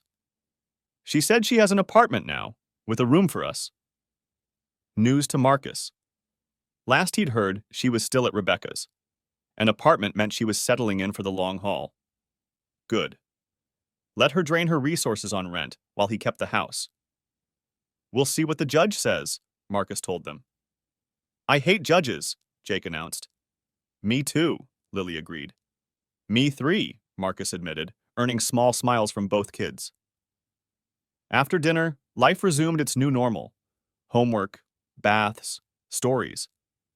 But once the kids were asleep, Marcus opened his laptop to find an email from Diane. Opposing counsel filed an emergency motion. Sarah claims supervised visitation is causing emotional trauma to the children. Hearing set for Monday. Don't worry, Patricia's report will sink this. Kids were fine until departure. Clear manipulation. Attached was Patricia's report. Clinical language couldn't hide the dysfunction. Mrs. Dalton appeared disheveled and emotionally dysregulated. Repeatedly attempted to discuss adult matters with minor children, including asking them to tell daddy you want to live with mommy. When redirected, became tearful and told children, this isn't mommy's fault. Jesus, Marcus poured his scotch. When had he started buying it by the case? And kept reading. Younger child, Jake, responded positively to mother's presence. Older child, Lily, displayed signs of parentification, attempting to manage mother's emotional state. When mother cried, Lily stated, "It's okay, Mommy. We know you didn't mean to hurt us." His 8-year-old was parenting her parent. The rage that had been simmering all day boiled over. He pulled out his phone, unblocked Sarah's number, and started typing.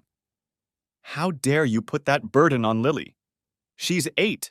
She shouldn't have to comfort you. You're the one who... He stopped. Deleted the message. Blocked her again. Diane was right. Don't engage. Let the professionals document her manipulation. His phone rang. Tom. How'd it go? About as well as watching your kids' hearts break in real time can go. Damn it. Want company? I'm terrible company right now. Perfect. I'll bring beer. Tom arrived 30 minutes later with a 12-pack and Chinese takeout. Figured you forgot to eat. He had. The mac and cheese had been entirely for the kids. They sat on the back deck despite the drizzle, Seattle men immune to rain. Lily told Sarah she deserved to be sad, Marcus said after 2 beers. Smart kid, takes after her dad. I don't want her to be bitter, to grow up hating her mother. She won't. Kids are resilient, but they're also honest. Sarah made her sad.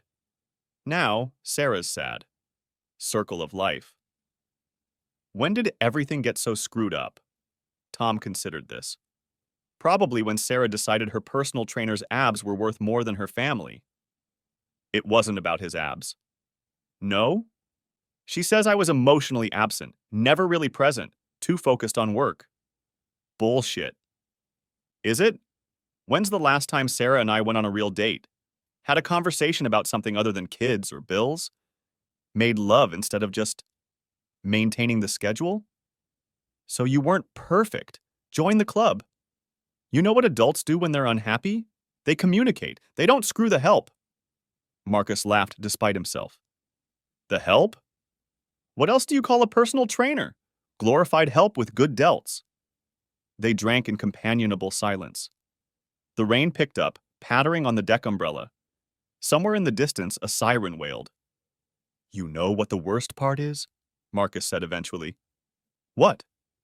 I'm relieved. Under all the anger and hurt and fear for the kids, I'm relieved. I don't have to pretend anymore. Pretend what?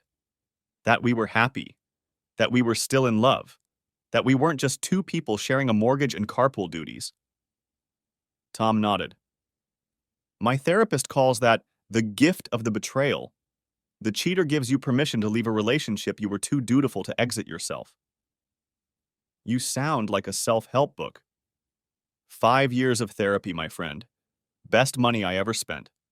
Already got you a referral. Dr. Klein. She specializes in betrayal trauma. I don't need... Yes, you do. Trust me. You're going to go through some shit. Rage phase, depression phase, bargaining phase. And somewhere in there you'll think about taking her back. Never. Never say never. She's going to realize what she lost. Come crawling back. Promise to cut contact with Jim Boy. Beg for another chance for the children. She's pregnant with his kid, Tom. And I've seen men forgive worse. Raise another man's baby because they can't imagine starting over. Don't be that guy. Marcus's phone buzzed. Unknown number. He almost ignored it, but something made him answer. Mr. Dalton, this is David Chen. The audacity was breathtaking. How did you get this number? That's not important.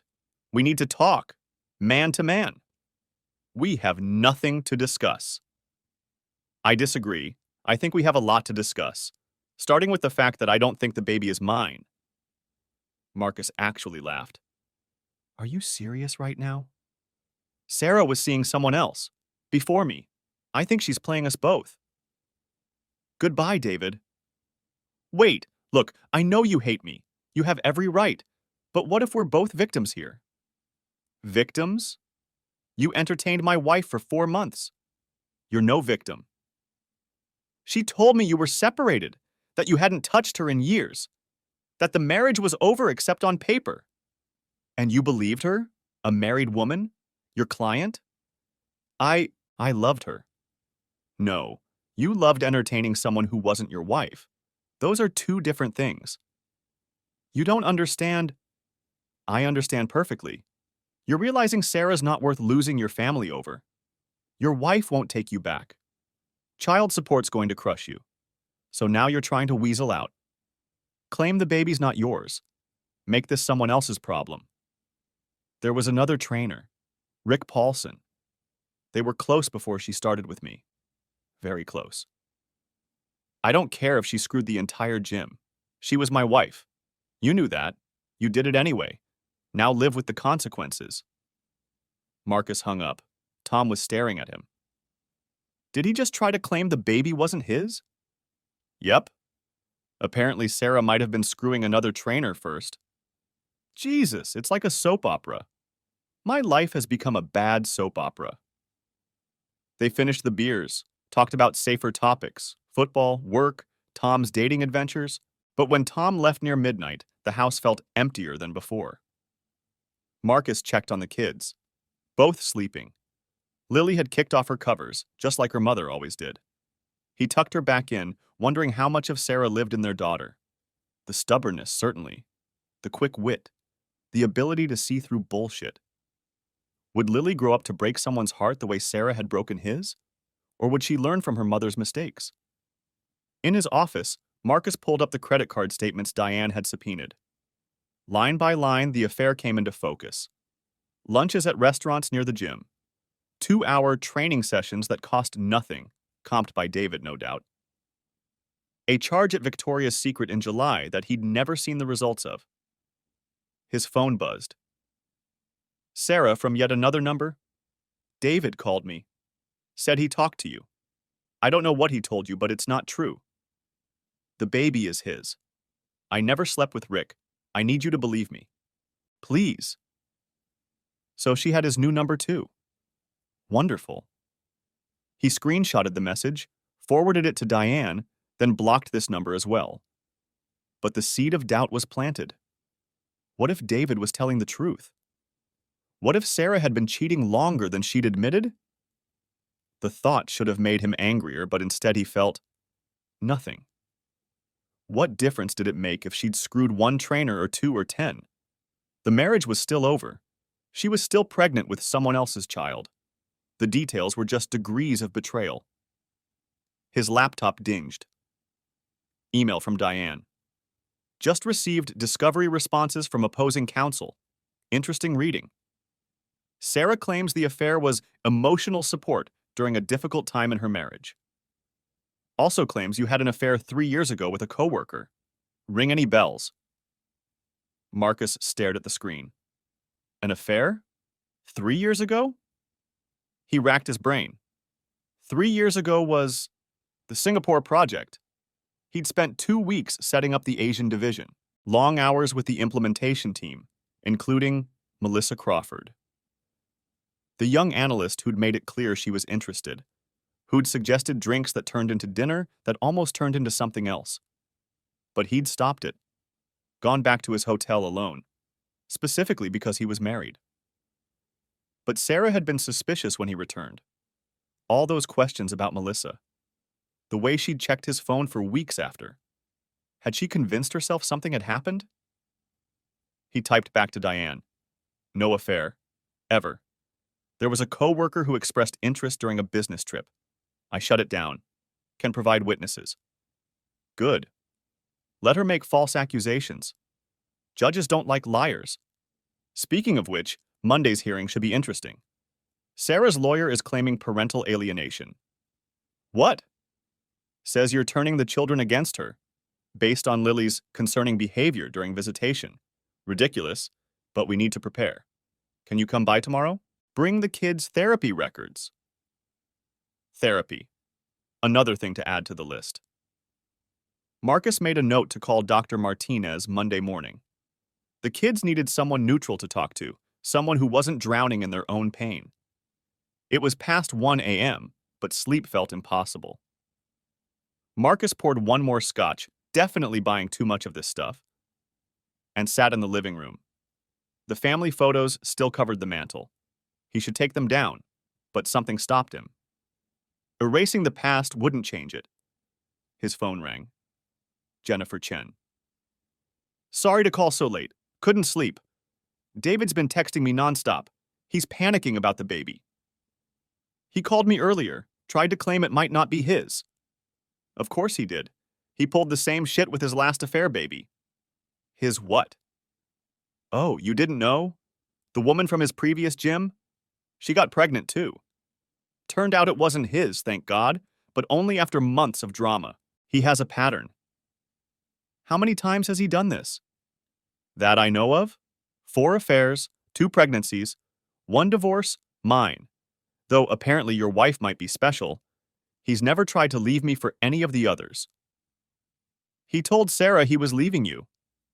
Jennifer laughed bitterly. He told me he was attending a conference in Portland last weekend. Was actually at a hotel downtown with her. I have the credit card receipts. Last weekend? But Sarah was at her sister's. Want to bet she wasn't? Another lie, another deception. How many were there? How long had she been playing him for a fool? I should go, Jennifer said. Just wanted to give you a heads up. David's spiraling. Makes men dangerous when they realize they've lost everything for nothing. After she hung up, Marcus sat in the darkness, scotch forgotten. The house creaked and settled around him. Somewhere upstairs, one of the kids coughed. Normal sounds of a normal night, except nothing was normal anymore. He thought about Sarah in her new apartment. Was she alone? Was she scared? Was she thinking about what she'd thrown away? Did she regret it? Did it matter if she did? The clock on the mantel, a wedding gift from his parents, showed 2 a.m. In 6 hours, he'd need to make breakfast, pack lunches, pretend everything was fine for 2 kids who knew everything wasn't. Monday would bring lawyers and hearings and more documented dysfunction. Tuesday would bring more of the same. And on until... When? When did this end? When did life stop being about depositions and custody schedules and start being about living again? Tom was right. He needed therapy. They all did. Even Sarah, wherever she was, carrying a baby that might or might not belong to the man who'd already thrown her under the bus. Marcus finally headed to bed, turning off lights as he went. In the hallway, he paused at the spot where he'd first confronted Sarah. Was it really only a week ago? It felt like a lifetime. So much destroyed in 7 days. So much more destruction to come. But tomorrow, he'd get up, make breakfast, pack lunches, be the stable parent. Not because he felt strong, but because he had no choice. The kids needed one parent who wasn't falling apart. Even if, in the darkness of his empty bedroom, falling apart was all he wanted to do. Chapter 7. The hearing Monday morning arrived with unseasonable sunshine, as if Seattle itself was mocking Marcus's mood. He'd managed 4 hours of sleep, haunted by dreams where Sarah was pregnant with his child, and they were happy. Waking up was the cruelest part. The kids were subdued at breakfast. Lily picked at her toast while Jake pushed cereal around his bowl. Do we have to go to school? Jake asked. Yes, buddy. School's important. But what if Mom comes to get us? Mom's not allowed at your school right now, Marcus said carefully. You're safe there. I don't want to be safe from Mom, Jake said. I want things to be normal. Me too, Marcus admitted. Me too. After dropping them off, walking them all the way to their classrooms despite their protests, Marcus headed to Diane's office. She was already in warrior mode, 3 empty coffee cups on her desk and documents spread everywhere. Bradley Winters filed 17 motions, she said without preamble. Everything from demanding immediate custody reversal to requesting you undergo psychiatric evaluation. He's throwing spaghetti at the wall. Can he do that? He can file anything. Doesn't mean the judge will entertain it. Judge Harrison is old school, hates courtroom theatrics. Bradley's about to learn that the hard way. They spent 2 hours preparing. Diane grilled him on everything: his relationship with the kids, Sarah's behavior, the discovery of the affair. She was particularly interested in David's claim about another potential father. If there's any chance the baby isn't his, that changes things. Shows a pattern of deception beyond a single affair. Sarah texted saying it's definitely David's.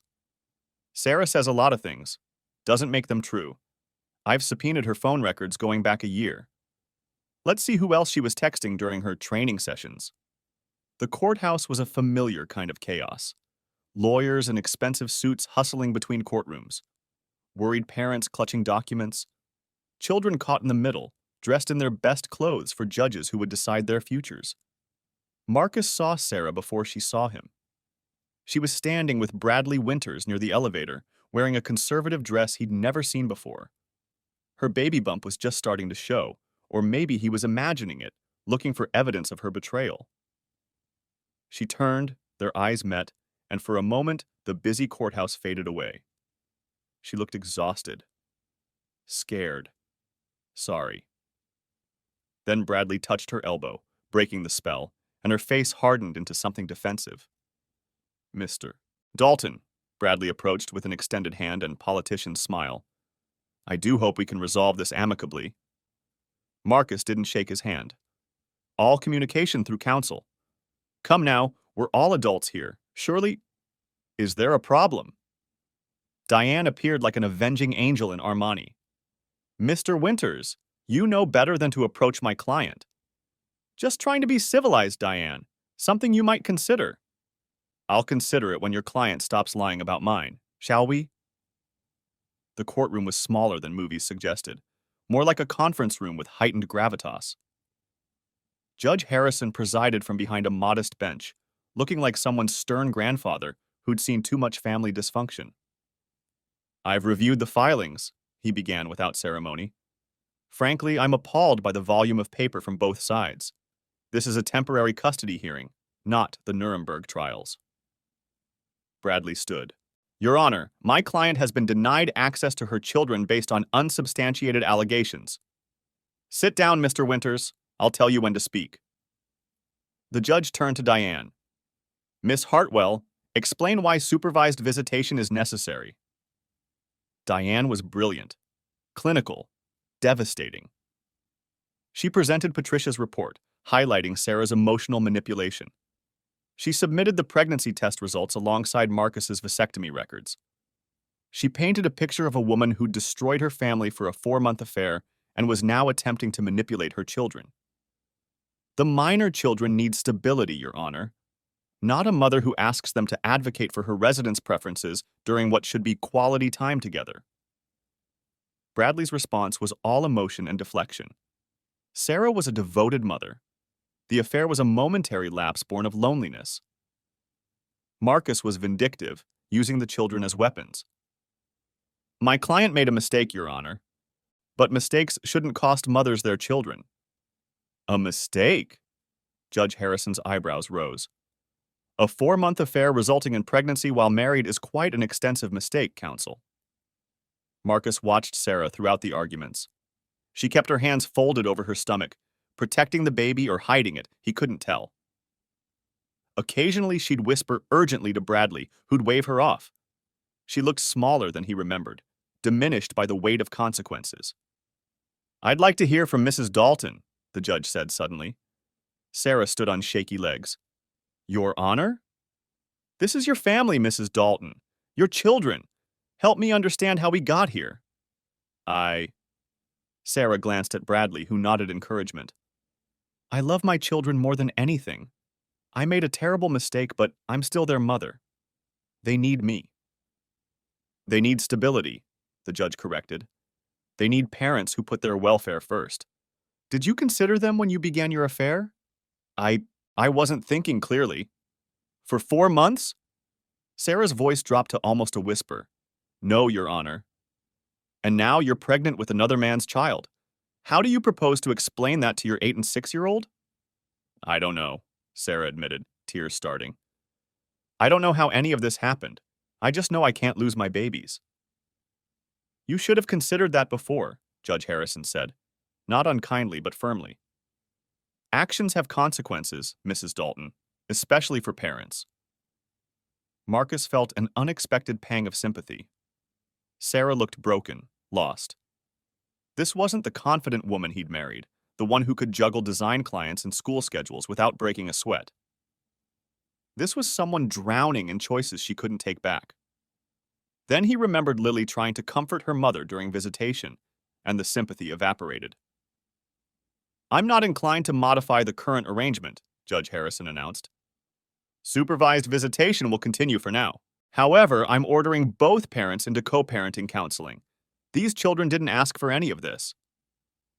Your Honor, Bradley objected, surely my client deserves...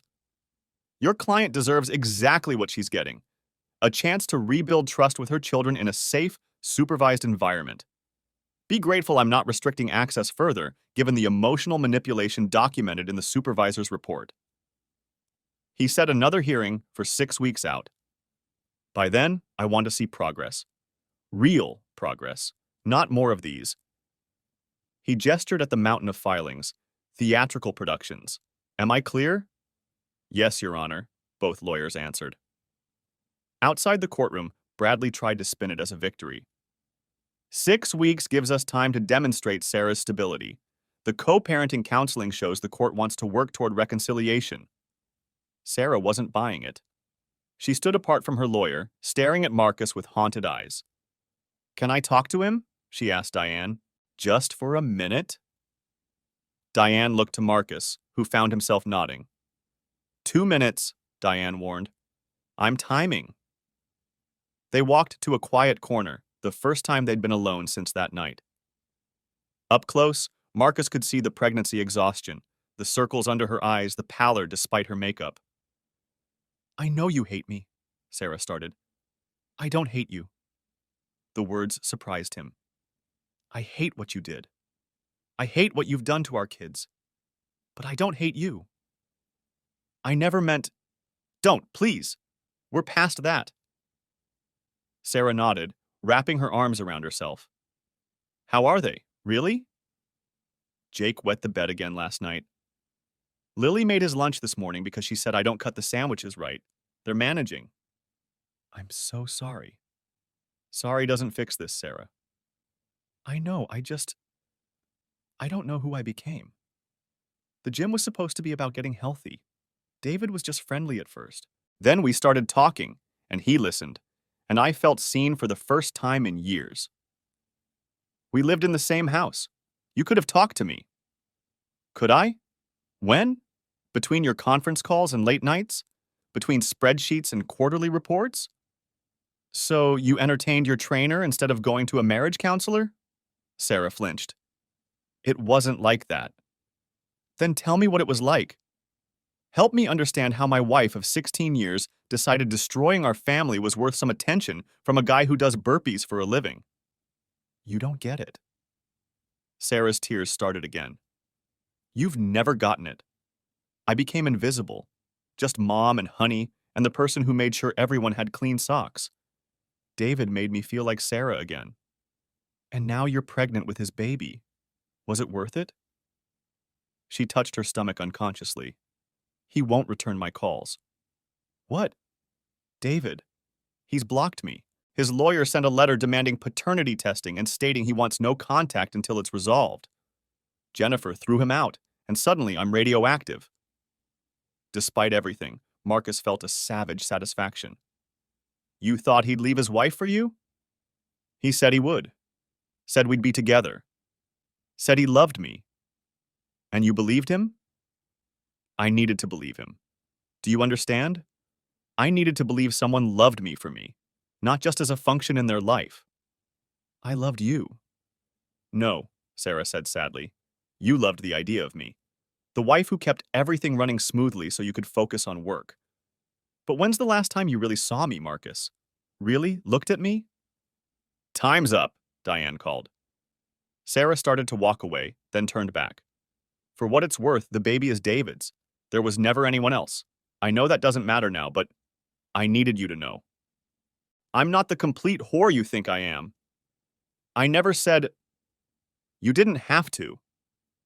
She walked back to Bradley, who was already on his phone, probably billing another client for the time. Marcus watched her go, feeling strangely empty. He'd expected satisfaction from the hearing. Victory. Instead, he just felt tired. That was stupid, Diane said. Don't talk to her again without me present. She looks terrible. Good. Maybe reality is finally hitting. David abandoned her. She's living in some crappy apartment, and she's about to be a single mom to 3 kids, one of whom represents her infidelity. Play stupid games, win stupid prizes. They reviewed next steps in the parking garage. More discovery, depositions, financial disclosures, the machinery of divorce grinding forward. The co-parenting counseling is actually good for us, Diane explained. Shows you're willing to work with her for the kids' sake. Judges eat that up. Do I have to? Yes. But here's the beauty. She has to show up too. Pregnant, exhausted, and forced to sit across from the man she betrayed while a therapist talks about communication. It'll be torture for her. Marcus wasn't sure he wanted Sarah tortured. He just wanted his life back, his kids happy, his home peaceful. None of which seemed possible anymore. He picked up the kids from school, taking them for ice cream despite the Monday afternoon timing. They needed something normal, something sweet. Did you see Mom today? Lily asked over her strawberry cone. I did. Is she okay? She's sad about not seeing you guys as much. Good, Lily said again, but with less venom than before. Maybe if she's sad enough, she'll fix things. It's not that simple, sweetheart. Why not? She broke it. She should fix it. 6-year-old logic. If only adult problems had such straightforward solutions. That evening, while the kids did homework, Marcus's phone rang. Unknown number. He almost didn't answer, but something made him pick up. Marcus, it's Rick. Rick Paulson from the gym. The other trainer. The one David had tried to implicate. What do you want? Look, man, I know this is weird, but I heard about what happened. With Sarah and David. I wanted you to know nothing ever happened between Sarah and me. Okay? David's trying to drag me into this because he's scared. But Sarah was just a client to me. A nice lady who worked hard and talked about her kids a lot. That's it. Why are you telling me this? Because David's a piece of shit who ruins lives, and I don't want to be part of his mess. And because Sarah doesn't deserve to be painted as some gym slut who was banging multiple trainers. She made a mistake with David, but that's all it was. You're defending her? I'm defending the truth. David's got a pattern. He targets married women who seem unhappy, gives them attention, makes them feel special.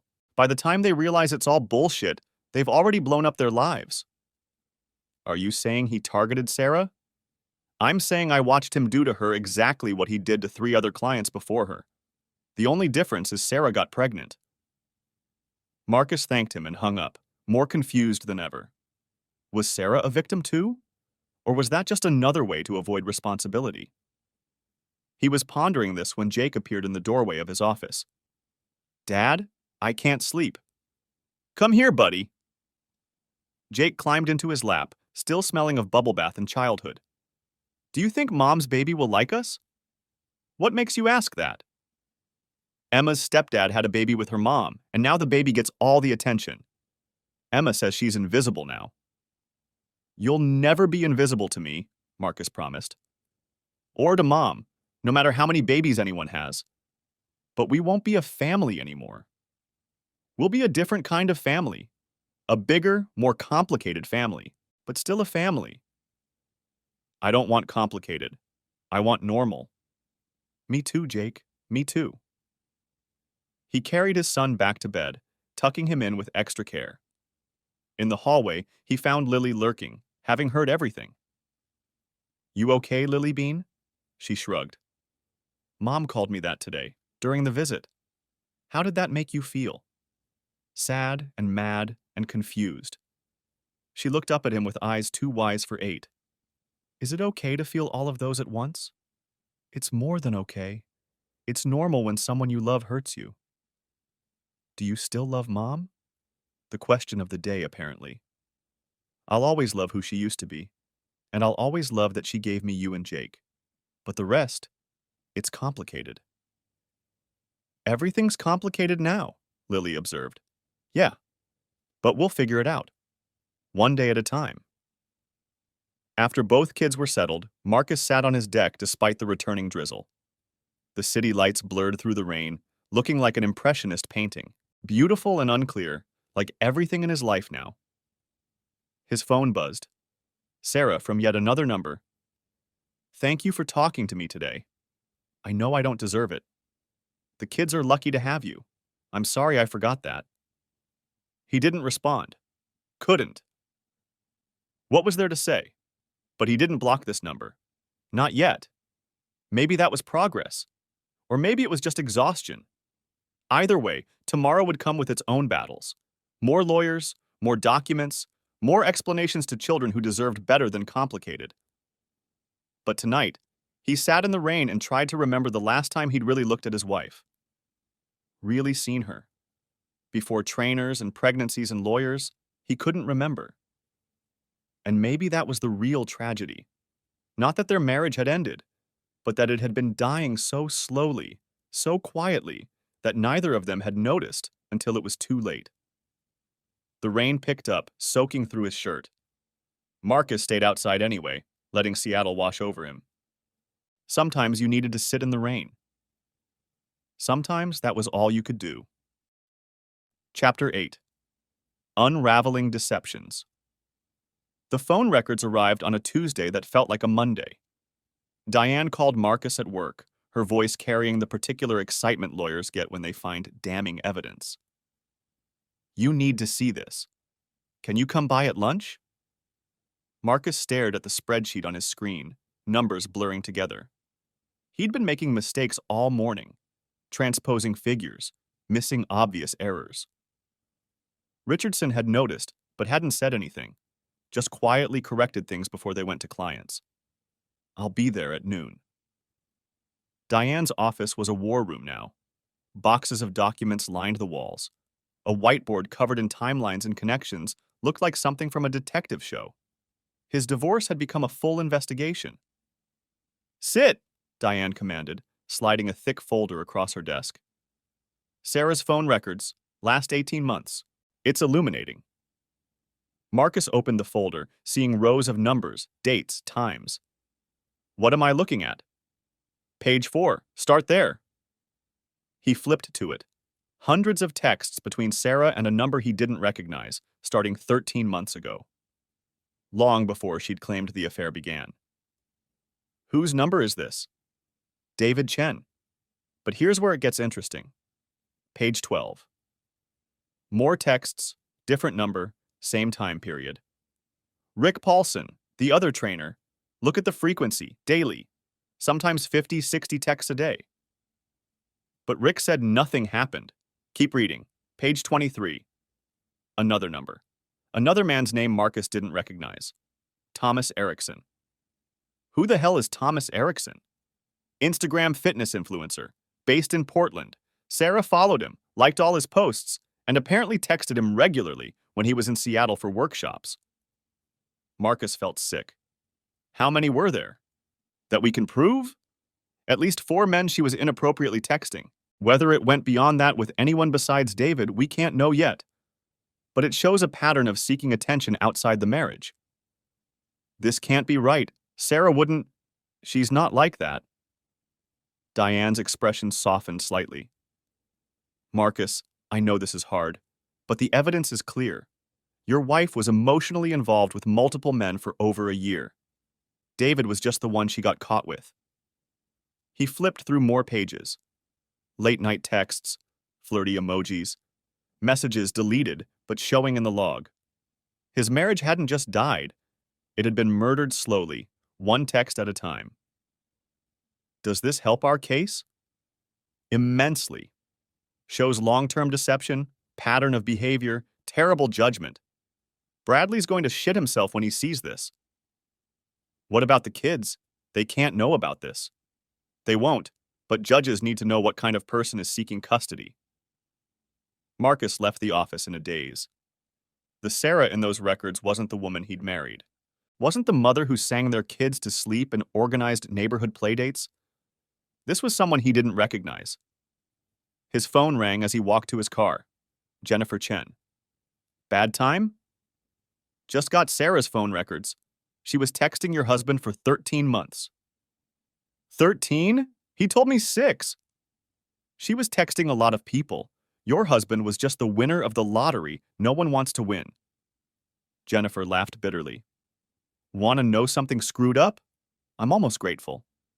If he'd been faithful, I'd have wasted another decade on him. This way, I get out while I'm still young enough to start over. 34 is young? Younger than 44 would have been. How are you holding up? I just found out my wife was basically running an emotional affair farm for the past year. So, great. Want to get a drink? I promise not to seduce you in revenge. Marcus surprised himself by laughing. Rain check? I need to pick up my kids and pretend their mother didn't have a secret life.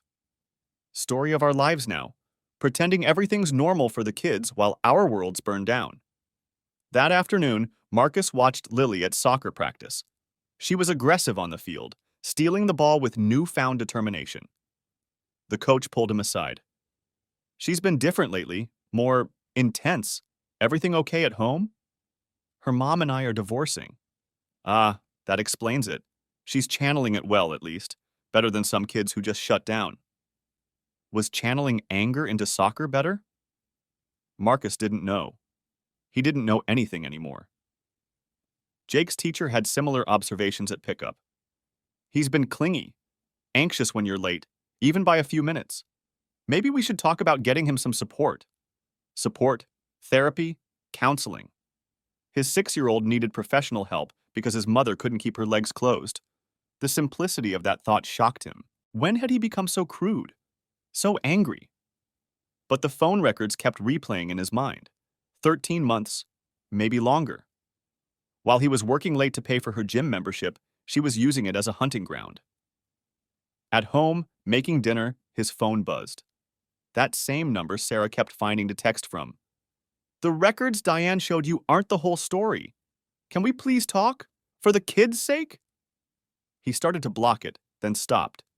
Typed back. The kids don't need to know their mother was texting half of Seattle. It wasn't like that. They were friends, just friends. Friends don't text at 2 a.m. You were asleep. I was lonely. They listened. And David? Was he just listening too? That was different. That was a mistake. The others were just conversation. Conversation. Is that what we're calling it? What do you want me to say, Marcus? That I was desperately lonely in my own marriage? That I felt invisible in my own home? That I reached out to anyone who made me feel like I mattered? Fine. All true. But I only slept with David. Only. Jesus, Sarah. I'm not proud of it, but I won't let you paint me as some serial cheater. I made one terrible physical mistake. After a year of emotional mistakes. Yes, after a year of feeling like a ghost in my own life. Marcus stared at the phone. Part of him wanted to understand. The other part wanted to forward her the phone records with every late-night text highlighted. The kids are home. Don't text again? He blocked the number and focused on dinner. Spaghetti with meatballs, the kids' favorite. Normal dinner for an abnormal life. Dad, you're doing it wrong, Lily informed him, watching him drain the pasta.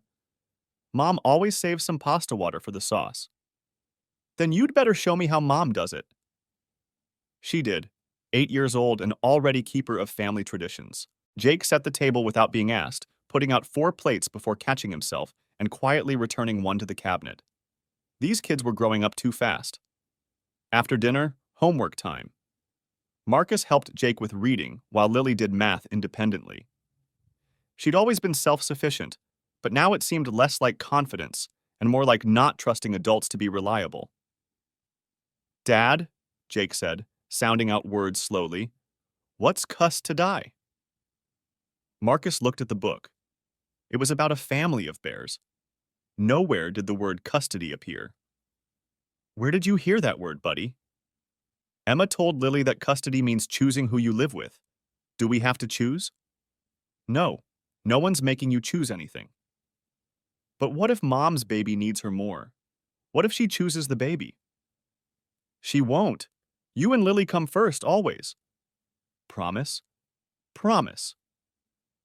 But even as he said it, Marcus wondered. Sarah had chosen David over her family. Why wouldn't she choose his baby too? Bedtime came with its own challenges.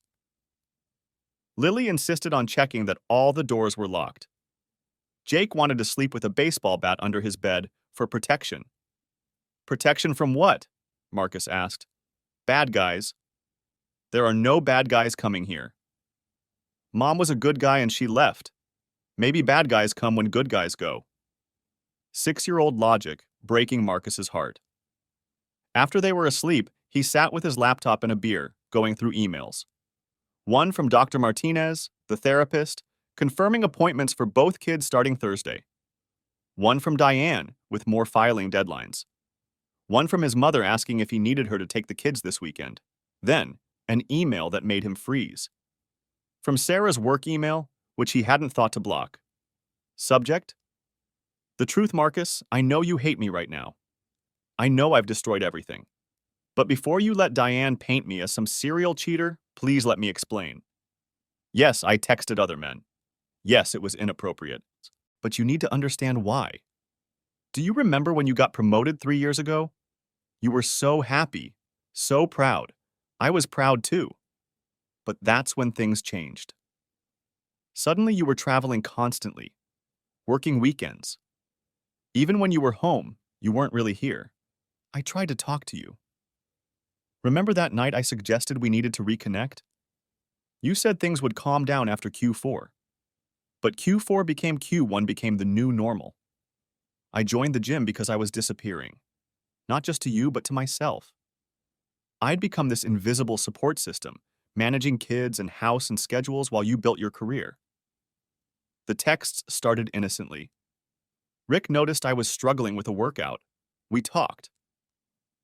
He asked about my day, and actually listened to the answer. Do you know how long it had been since someone asked me about my day? Not the kids' schedules or dinner plans, but actually asked about me? Thomas was someone I met at a fitness workshop. We bonded over both being artistic types trapped in mundane lives. We texted about books, music, dreams we'd given up. Nothing physical, nothing romantic, just connection. Even David started that way. Just a trainer who made me laugh, who complimented my progress, who saw me as more than someone's wife and mother. I'm not excusing what happened. When it became physical with David, I crossed a line I can never uncross. But it didn't happen in a vacuum. It happened because I was drowning and you didn't notice. I'm pregnant with another man's child. I've destroyed our family. I've hurt you and our babies in ways I can never fix. But I need you to know, I wasn't collecting men like trophies.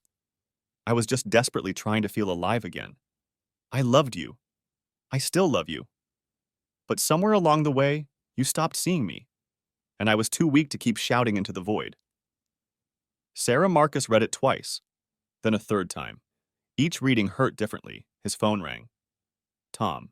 Bad time? Just got a novel from Sarah explaining why texting 4 guys was actually my fault. Classic. Melissa did the same thing. I worked too much, so she had to screw her yoga instructor. It's page 1 of the cheater's handbook. But what if she's partially right? What if I did check out? Stop. Stop right there. Tom's voice was firm. Even if you were the worst husband in the world, and you weren't, she had options: counseling, conversation, divorce. She chose to screw another man. That's on her. I know, but no buts. Did you text random women when you felt neglected? No. Did you join a gym to scope out potential affairs? No. Then stop taking on her guilt. She made choices. Bad ones. Now she faces consequences. After Tom hung up, Marcus sat in the dark living room. The house felt too big, too empty. He thought about Sarah's email, about the promotion 3 years ago. She was right. Things had changed then. Longer hours, more travel, more stress. But she'd said she understood. Said she was proud. Said they were building something together. Had those been lies too? Or had she meant them at the time, before loneliness curdled into resentment? His laptop dinged. Another email from Sarah. I'm sorry. I shouldn't have sent that. I know you don't want to hear from me. I'm scared and alone, and I miss my life. I miss you. I miss being a family. Ignore the email. Block this address? I won't bother you again. Marcus stared at the screen. His fingers hovered over the keyboard. It would be so easy to respond, to rage at her, to forgive her, to do something other than sit in limbo. Instead, he closed the laptop and poured another beer. Wednesday brought new drama. David Chen, apparently deciding his life wasn't complicated enough, showed up at Marcus's office. Security called up. There's a David Chen here to see you. Says it's urgent. Tell him to leave or you'll call the police. 10 minutes later, security called again. He won't leave. Says he'll wait all day if necessary. Marcus went down, ready for confrontation. David sat in the lobby looking like he'd aged 5 years in 2 weeks. Designer gym clothes replaced by wrinkled khakis and a polo. The confident trainer swagger gone. 2 minutes, Marcus said. Then security throws you out. I need your help. Are you insane? Jennifer's destroying me. She's contacted every gym in Seattle. I can't get work. Can't see my kids. She's even got my family turned against me. You have influence with her because you screwed my wife. I'm sorry. I'm so sorry. But I'm losing everything. Good. Please, I'll do anything. I'll testify that Sarah pursued me, that she lied about your marriage, whatever you need for your divorce. I don't need anything from you. What about a paternity test? What if the baby isn't mine? Then it's still not mine, is it? David's shoulders slumped. I ruined my life for someone who won't even return my calls now. How stupid is that? Extremely. Now leave. She told me you were abusive, said you were controlling, said she was basically a single parent already. Marcus paused. She said I was abusive. Emotionally. Said you ignored her for months, then got mad when she wasn't in the mood. Said you treated her like staff instead of a wife. And you believed her? I wanted to. Made it easier to justify. David laughed bitterly. Now I realize she probably told me what I needed to hear, just like I told her what she needed to hear. Which was that she was beautiful, desirable, worth risking everything for. He looked up at Marcus. We were both lying, weren't we? Using each other to escape lives we didn't want to face. Get out. Right. Sorry, I lost everything for a fantasy. And now she's having my baby and won't even talk to me. How's that for karma? Security escorted him out. Marcus stood in the lobby, processing. Sarah had told David he was abusive, controlling? Was that how she saw their marriage? Or just how she needed to see it to justify her choices? Back at his desk, his phone rang. Diane. Guess who just hired a new attorney? Apparently, Bradley Winters fired her when she couldn't pay his retainer. Who'd she get? Public defender. Well, legal aid. Margaret Flores. Good lawyer, actually. Works for free for women in difficult situations. Sarah qualifies for legal aid? Pregnant, limited income, facing custody battle? She's their ideal client. This actually might be good for us. Margaret's reasonable. Unlike Bradley, she won't file motions just to bill hours. The rest of the day blurred past. Marcus found himself thinking about David's visit, about two people lying to themselves and each other, destroying two families in the process. About Sarah, pregnant and alone, relying on free legal services. Was he supposed to feel sorry for her? He picked up the kids, took them to their therapy appointments. Doctor Martinez wanted to see him after. They're struggling but resilient, she said. Jake's anxiety is concerning but manageable. Lily's anger needs watching. She's parentifying herself, trying to be the stable one. What do I do? Keep being consistent. Don't badmouth their mother, no matter how tempting. And consider your own therapy. They're modeling their coping off you. I'm fine. No one going through a high-conflict divorce is fine, Mr. Dalton. That evening, while helping with homework, Lily asked, "Is Mom poor now?" What makes you ask that? Emma said when parents divorce, sometimes one becomes poor, usually the mom. Mom's not poor. She's just adjusting to changes. Will we have to be poor too? No, sweetheart. I'll always take care of you. Who takes care of Mom? Marcus didn't have an answer for that.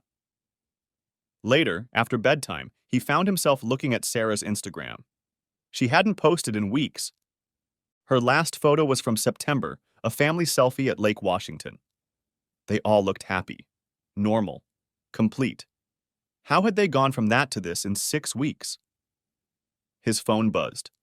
Jennifer Chen. David came crying to me today, begging for another chance, said Sarah won't return his calls, that she used him. The lack of self-awareness is stunning. He came to my office too, wanted me to help with you. The audacity. How's Sarah handling being ghosted by her true love? I don't know. We don't talk. You should. Not to reconcile, but to coordinate. My lawyer says the worst divorces are when parents can't communicate at all. Your divorce is final? Next month? Just in time for Christmas. Going to sign the papers and then fly to Hawaii. Want to come? We can toast to freedom and make our exes jealous. That's not a good idea. I know, but sometimes bad ideas sound fun. Good night, Marcus. Remember, we're the stable ones. We win by staying sane. After she hung up, Marcus sat with her words. The stable ones. Is that what winning looked like? Maintaining sanity while your life exploded? He thought about Sarah's email, about loneliness and invisibility and drowning while your partner didn't notice. He thought about David's claim that they'd used each other to escape lives they didn't want. When had his marriage become something to escape from? The house settled around him with familiar sounds. Tomorrow would bring new battles, new revelations, new damage to catalog and file. But tonight, Marcus allowed himself to wonder. What if they'd talked? Really talked? What if he'd seen Sarah disappearing before she'd sought visibility and other men's attention? What if didn't matter? Only what was. And what was this. 2 kids upstairs who needed stability. A pregnant, soon-to-be ex-wife who'd made catastrophic choices. A man who'd lost the life he thought he had. And somewhere in that mess, they all had to find a way forward. Even if no one knew what forward looked like anymore. Chapter 9. The Reckoning co-parenting counseling was scheduled for the Monday before Thanksgiving. The timing felt cosmic. Nothing like discussing your failed marriage before a holiday about gratitude. Marcus arrived early, sitting in his car in the parking lot, watching Seattle's November rain streak down the windshield. The building looked like every other medical office, beige and non-threatening, designed to calm people whose lives were anything but calm. Sarah's car pulled in 5 minutes before the appointment. She'd traded the Lexus for an older Honda, probably couldn't afford the payments anymore. She sat in her car too, neither of them ready to walk in. Finally, at exactly 2 o'clock, they both emerged. The pregnancy was obvious now, 4 months along. She wore a loose sweater that couldn't quite hide the bump. They nodded at each other, two strangers who'd once shared everything. Dr. Reese was younger than expected, with kind eyes and comfortable shoes.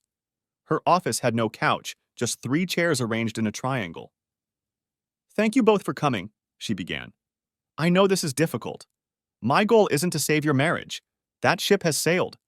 It's to help you co-parent effectively despite the end of your romantic relationship." "Romantic relationship," Sarah repeated quietly. "Is that what we had?" "What would you call it?" Dr. Reese asked. "I don't know anymore. A partnership? A routine? Two people raising kids while forgetting why they got together in the first place?" Marcus felt the familiar anger rise. "We're really going to do this? Rewrite history to justify—" "I'm not justifying anything," Sarah interrupted. "I'm trying to understand how we got here. You got pregnant by another man. Mystery solved. That's the what, not the why." Dr. Reese intervened smoothly. "Let's start with the present. You have 2 children who need both parents. How do we move forward in their best interests?" For an hour, they discussed logistics, holiday schedules, school events, communication methods. It was businesslike, almost corporate. 2 executives negotiating a merger failure. "What about the baby?" Dr. Reese asked eventually. "Have you discussed how to handle that with Lily and Jake?"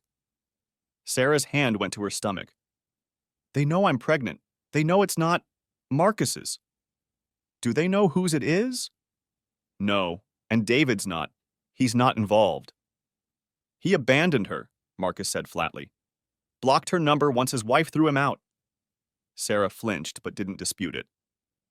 "How does that make you feel, Sarah?" Dr. Reese asked. "Like a fool. Like I destroyed my family for someone who saw me as disposable." "And Marcus? How do you feel about David abandoning her?" "Satisfied," he admitted. "And then guilty for feeling satisfied. And then angry that I feel guilty. Those are all normal reactions. You're both grieving. Sarah's grieving the affair relationship and her marriage. Marcus is grieving the marriage and the betrayal. The children are grieving their intact family. Everyone's in pain." "I never meant—" Sarah started. "Intent doesn't negate impact," Dr. Reese said gently. "Sarah, you made choices that hurt people. Marcus, you're dealing with betrayal trauma. Neither of you are villains, but actions have consequences." "I'm the villain," Sarah said quietly. "I'm the one who cheated, who got pregnant, who broke everything." "Self-flagellation doesn't help your children," Dr. Reese observed. "Neither does Marcus's anger, however justified. You need to find a way to be effective co-parents despite the hurt." They left with homework, communication exercises, boundaries to establish, a parenting app to download that would document all exchanges. In the parking lot, Sarah lingered by her car. "Marcus?" He paused by his own car. "Yeah?" "I'm sorry, I know it doesn't fix anything, but I'm so sorry." "I know. Do you think—" She stopped, shook her head. "Never mind." "What?" "Do you think the kids will ever forgive me?" Marcus considered lying, offering false comfort. Instead, he told the truth. "I don't know, but they love you. That hasn't changed." Sarah nodded, tears starting. "I'm having a boy. Found out last week." "A boy? Another son who wouldn't be his. Have you picked a name?" "No. David wanted—" She laughed bitterly. "Doesn't matter what David wanted. He made that clear." "What will you do?" "Raise him, love him. Try to explain someday why he doesn't have a father. Add it to the list of conversations I never wanted to have." She got in her car and drove away. Marcus stood in the rain, processing. Sarah would have a son. Jake would have a brother who wasn't really his brother. Their family would expand in the strangest, most painful way possible. That evening, Lily cornered him in the kitchen. "Did you see Mom today?" "I did. We had counseling to learn how to be better co-parents." "Did she say anything about the baby?" "It's a boy." Lily absorbed this. "So Jake gets a brother, but I don't get a sister?" "Looks like it. That's not fair." "No, none of this is fair." "Will we have to love him? The baby?" Marcus chose his words carefully. You don't have to feel anything you don't feel, but he'll be your half-brother. That means something. Half, Lily said with disgust. Everything's half now. Half-brother. Half our time with Mom. Half a family. Not half my love. Never that. She hugged him then, fierce and quick, before returning to her homework. These moments of vulnerability were rare now, precious. The week before Thanksgiving passed in a blur of normalcy. Work, school, practices, homework. Sarah had the kids Saturday. Unsupervised now, progress according to the courts. They came back subdued, but not traumatized. Mom's apartment is small, Jake reported. She said it's temporary. Did you have fun? She cried a lot, Lily said, but she made cookies. Thanksgiving arrived with its mandatory cheerfulness. Marcus took the kids to his mother's, where extended family pretended things were normal. His brother pulled him aside. How are you really? Surviving. Some days that's enough. Sarah? Pregnant. Alone. Broken. Good. Don't say that. Not around the kids. They're outside. And I'll say what I want about the woman who betrayed my brother. But Marcus couldn't summon the same vitriol anymore. The anger was still there, but muted by exhaustion and something that might have been pity. Sarah would give birth alone, raise a baby alone, live with her choices forever. Was that justice? Or just sadness piled on sadness? His phone buzzed. Jennifer Chen. Happy Thanksgiving! I'm drunk on wine and freedom. How's the holiday in divided family land? About what you'd expect. You? David's at his mother's, begging for sympathy. I'm at my sister's, being fabulous. Kids are with me tomorrow. It's not what I planned, but it's what we've got. When does it get easier? I'll let you know. But my lawyer says year 2 is better than year 1. So only 13 months to go. Black Friday came with its consumer chaos. Marcus took the kids to get a Christmas tree, a tradition that felt hollow without Sarah complaining about needle cleanup. They decorated it together, Lily carefully placing ornaments while Jake threw tinsel in clumps. Mom always does the star, Jake said, holding the tree topper. You can do it this year. But it's Mom's job. Jobs can change, buddy. But Jake refused, so the tree sat starless. One more casualty of divorce. Sarah texted that night. Kids said you got a tree. Jake's upset about the star. Marcus almost didn't respond. Then, he says it's your job. Can I come put it on? Just the star. 5 minutes. He thought about it. The kids were asleep. It would confuse them. But that naked treetop bothered him too. Fine, but just the star. She arrived 20 minutes later, wearing the same coat she'd worn on their first date 18 years ago. Still fit, barely. Thank you, she said at the door. He handed her the star. She walked to the tree, stopped. You use the colored lights. I always want white. The kids picked colored. Right, of course. She reached up to place the star, sweater riding up to reveal her bump. 4 months pregnant with another man's child, decorating the tree in the house they'd shared. The symbolism was almost too much. There, she said, stepping back. Jake will be happy. Sarah, I should go. Wait. He didn't know why he stopped her. Do you want tea? Herbal. For the baby. She looked surprised. Okay. They sat at the kitchen table, their kitchen table, drinking chamomile in silence. The house felt different with her in it. Not better, just complete. Like a puzzle with all its pieces, even if the picture was ruined. I got a job, she said eventually. Part-time. Freelance design for a marketing firm. It's not much, but it'll help with the baby costs. That's good. David's completely gone. His lawyer sent papers terminating any potential parental rights. Wants nothing to do with the baby. I'm sorry. Are you? I don't know, maybe. You're still the mother of my children. Seeing you hurt, it's complicated. Everything's complicated now. Yeah. She finished her tea, stood to go. At the door, she turned. I know you hate me. I don't hate you. You should. Probably, but hate takes energy I don't have. I'm too tired to hate you, Sarah. That's almost worse. Yeah, it is. She left. Marcus locked the door. The new locks she didn't have keys for. The tree stood in the living room, complete now with its star. But it didn't make the house feel less broken. December arrived with its forced merriment.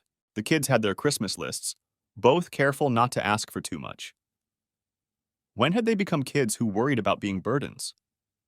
The divorce proceedings ground on, financial disclosures, asset division, custody arrangements solidifying. Sarah got alternating weekends and Wednesday dinners.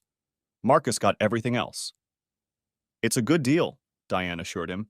Better than most fathers get. But it didn't feel good. It felt like failure wrapped in legal language. 2 weeks before Christmas, Jennifer called with news.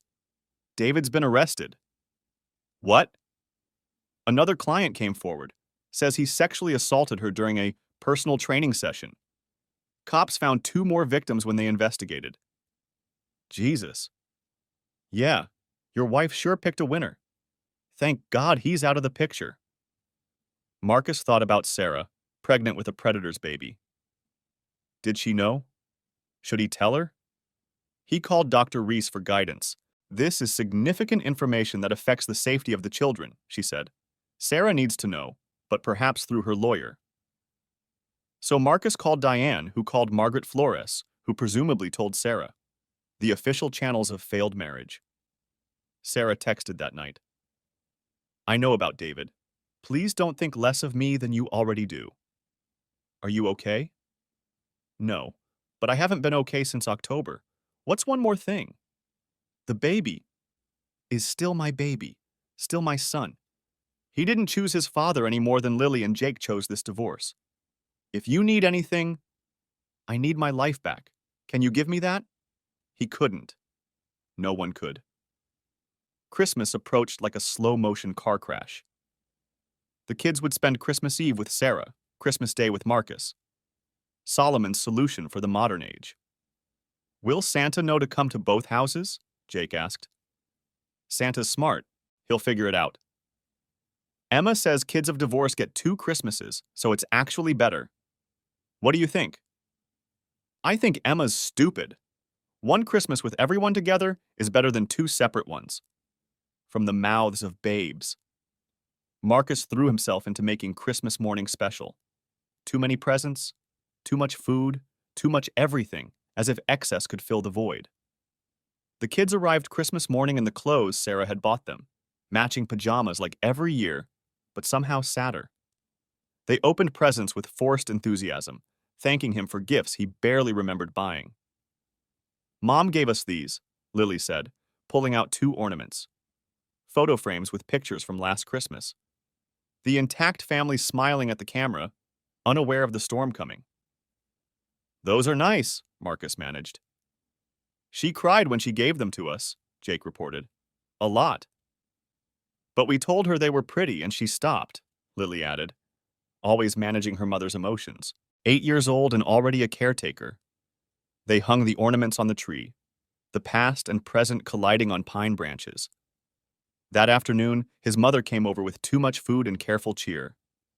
His brother and family stopped by, kids playing while adults drank wine and didn't mention the obvious absence. Next year will be better, his sister-in-law assured him. Will it?